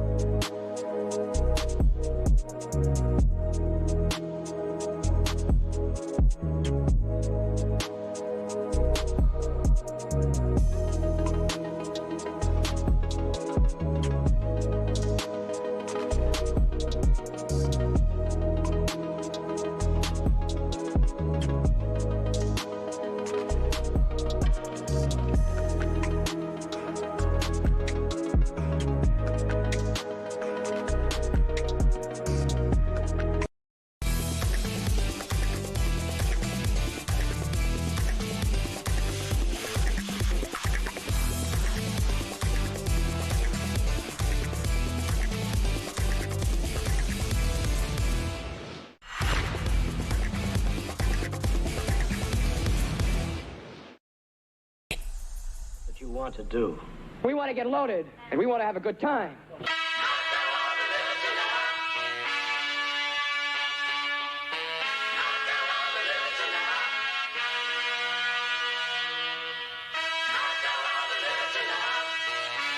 Hey, this tune, right? What's a Simon Pegg film that this is the theme tune to? Someone will message in and tell me that this tune here is from a Simon Pegg film. It's not Hot Fuzz. It's not Shaun of the Dead. I don't think it's that. The World's End. That's it. What a film that is, by the way. Yeah? You've watched? Good film? No, I haven't. I haven't seen it. You've got good film knowledge. Do you like Simon Pegg? Not hugely. Him and Nick Frost, are unbelievable pairing together. Kind of that immature humour that I can see why it would appeal to you. I'm not sure I like that line that you just come up with. What? Immature humour. Yeah, they're sagging there. You're right after your. Yeah. It's because you've been like ruthlessly mocking me. Anyway, you are listening to Drive on talkSPORT with me, Rory Jennings, and Darren Bent in partnership with Giacomo. Get fresh looks and great brands from Giacomo. Following us from 7 p.m, Natalie Sawyer hosts kickoff this evening. She will have former Wales defender Ashley Williams alongside her. Meanwhile, over on talkSPORT 2, you can hear Bradford against Bolton in the League One playoff semi-final second leg. The team news is in for that one, and Jim Proudfoot has all of the details. Rory, good evening to you. Well, there's one change for Bradford as they try and overturn the first leg deficit from the weekend. Local hero Bobby Poynton is back in the team after an ankle injury. That's a huge boost. He replaces George Lapsley. Bolton boss Steve Schumacher hasn't seen any reason to change anything, and he names the same 11. So Bradford have Walker in goal, Baldwin, Wright and Tilt, Nerfilt, Metcalf, Power and Torre, Poynton and Sarcevic and Jackson up front. Bonham in goal for visitors Bolton. Osei Tutu, Toll, Farino and Johnston. Sheehan and Ahan. Kozia Dubry, who scored a superb winner in the first leg, on the right, Sissoko on the left, and Ruben Rodriguez behind Burstow up front. 1-0 Bolton from the first leg. Stockport waiting for the winner in the final. And EFL guru Adrian Clark is alongside me for an 8 o'clock kickoff. The build-up starts at 7:45, both on the app and over on talkSPORT 2. Cheers, Sean. Right, one word. Billy has joined us in the studio. Has he? No. No, he hasn't. No, he hasn't. We've got Sean O'Brien. Oh. Sean O'Brien with the golf. Hello, guys. Yes, 3 players in the clubhouse at 3 under, and they are Aldrich Potgieter, Stephen Yeager, and Minwoo Lee. And 3 under is currently good enough to lead the way. Xander Schauffele's among those, 1 shot back. Jordan Spieth's 2 back. He's been the story of the day so far, chasing the PGA to complete the career Grand Slam. But nobody's gone super low so far. Rory McIlroy's 2 over par, 5 shots back. And Bryson DeChambeau just finished 6 over par. Horrible start for him. So let's see what the guys can do in the afternoon wave. Not long till we see the likes of Scotty Scheffler and Justin Rose, who rocked up in what appears to be next season's Chelsea shirt. But for now, the clubhouse lead is at 3 under par. PGA Championship update on talkSPORT with Arnold Clark. Get the UK's best used car deals guaranteed. That's right, I don't blame you for that, Roy. About time he got himself in here. Huh? Yeah, he's finally here. Thanks for that. So, right, one word. Billy has now actually joined us in the studio for today's end of show quiz. Oh, I like this. Oh, it's exciting. Yeah, I like this. This is a nice song. You're right, Hero Bill. Cheers, lads. Yeah, right, Billy, what have you got for us today? Had a lot of halftime show chat on the show. Oh, hold on, wait, Jack. How are you today, Bill? Say again? Oh, yeah. Got that bit. Would you like, Bill? I care. Cheers, Benny. I care, Bill.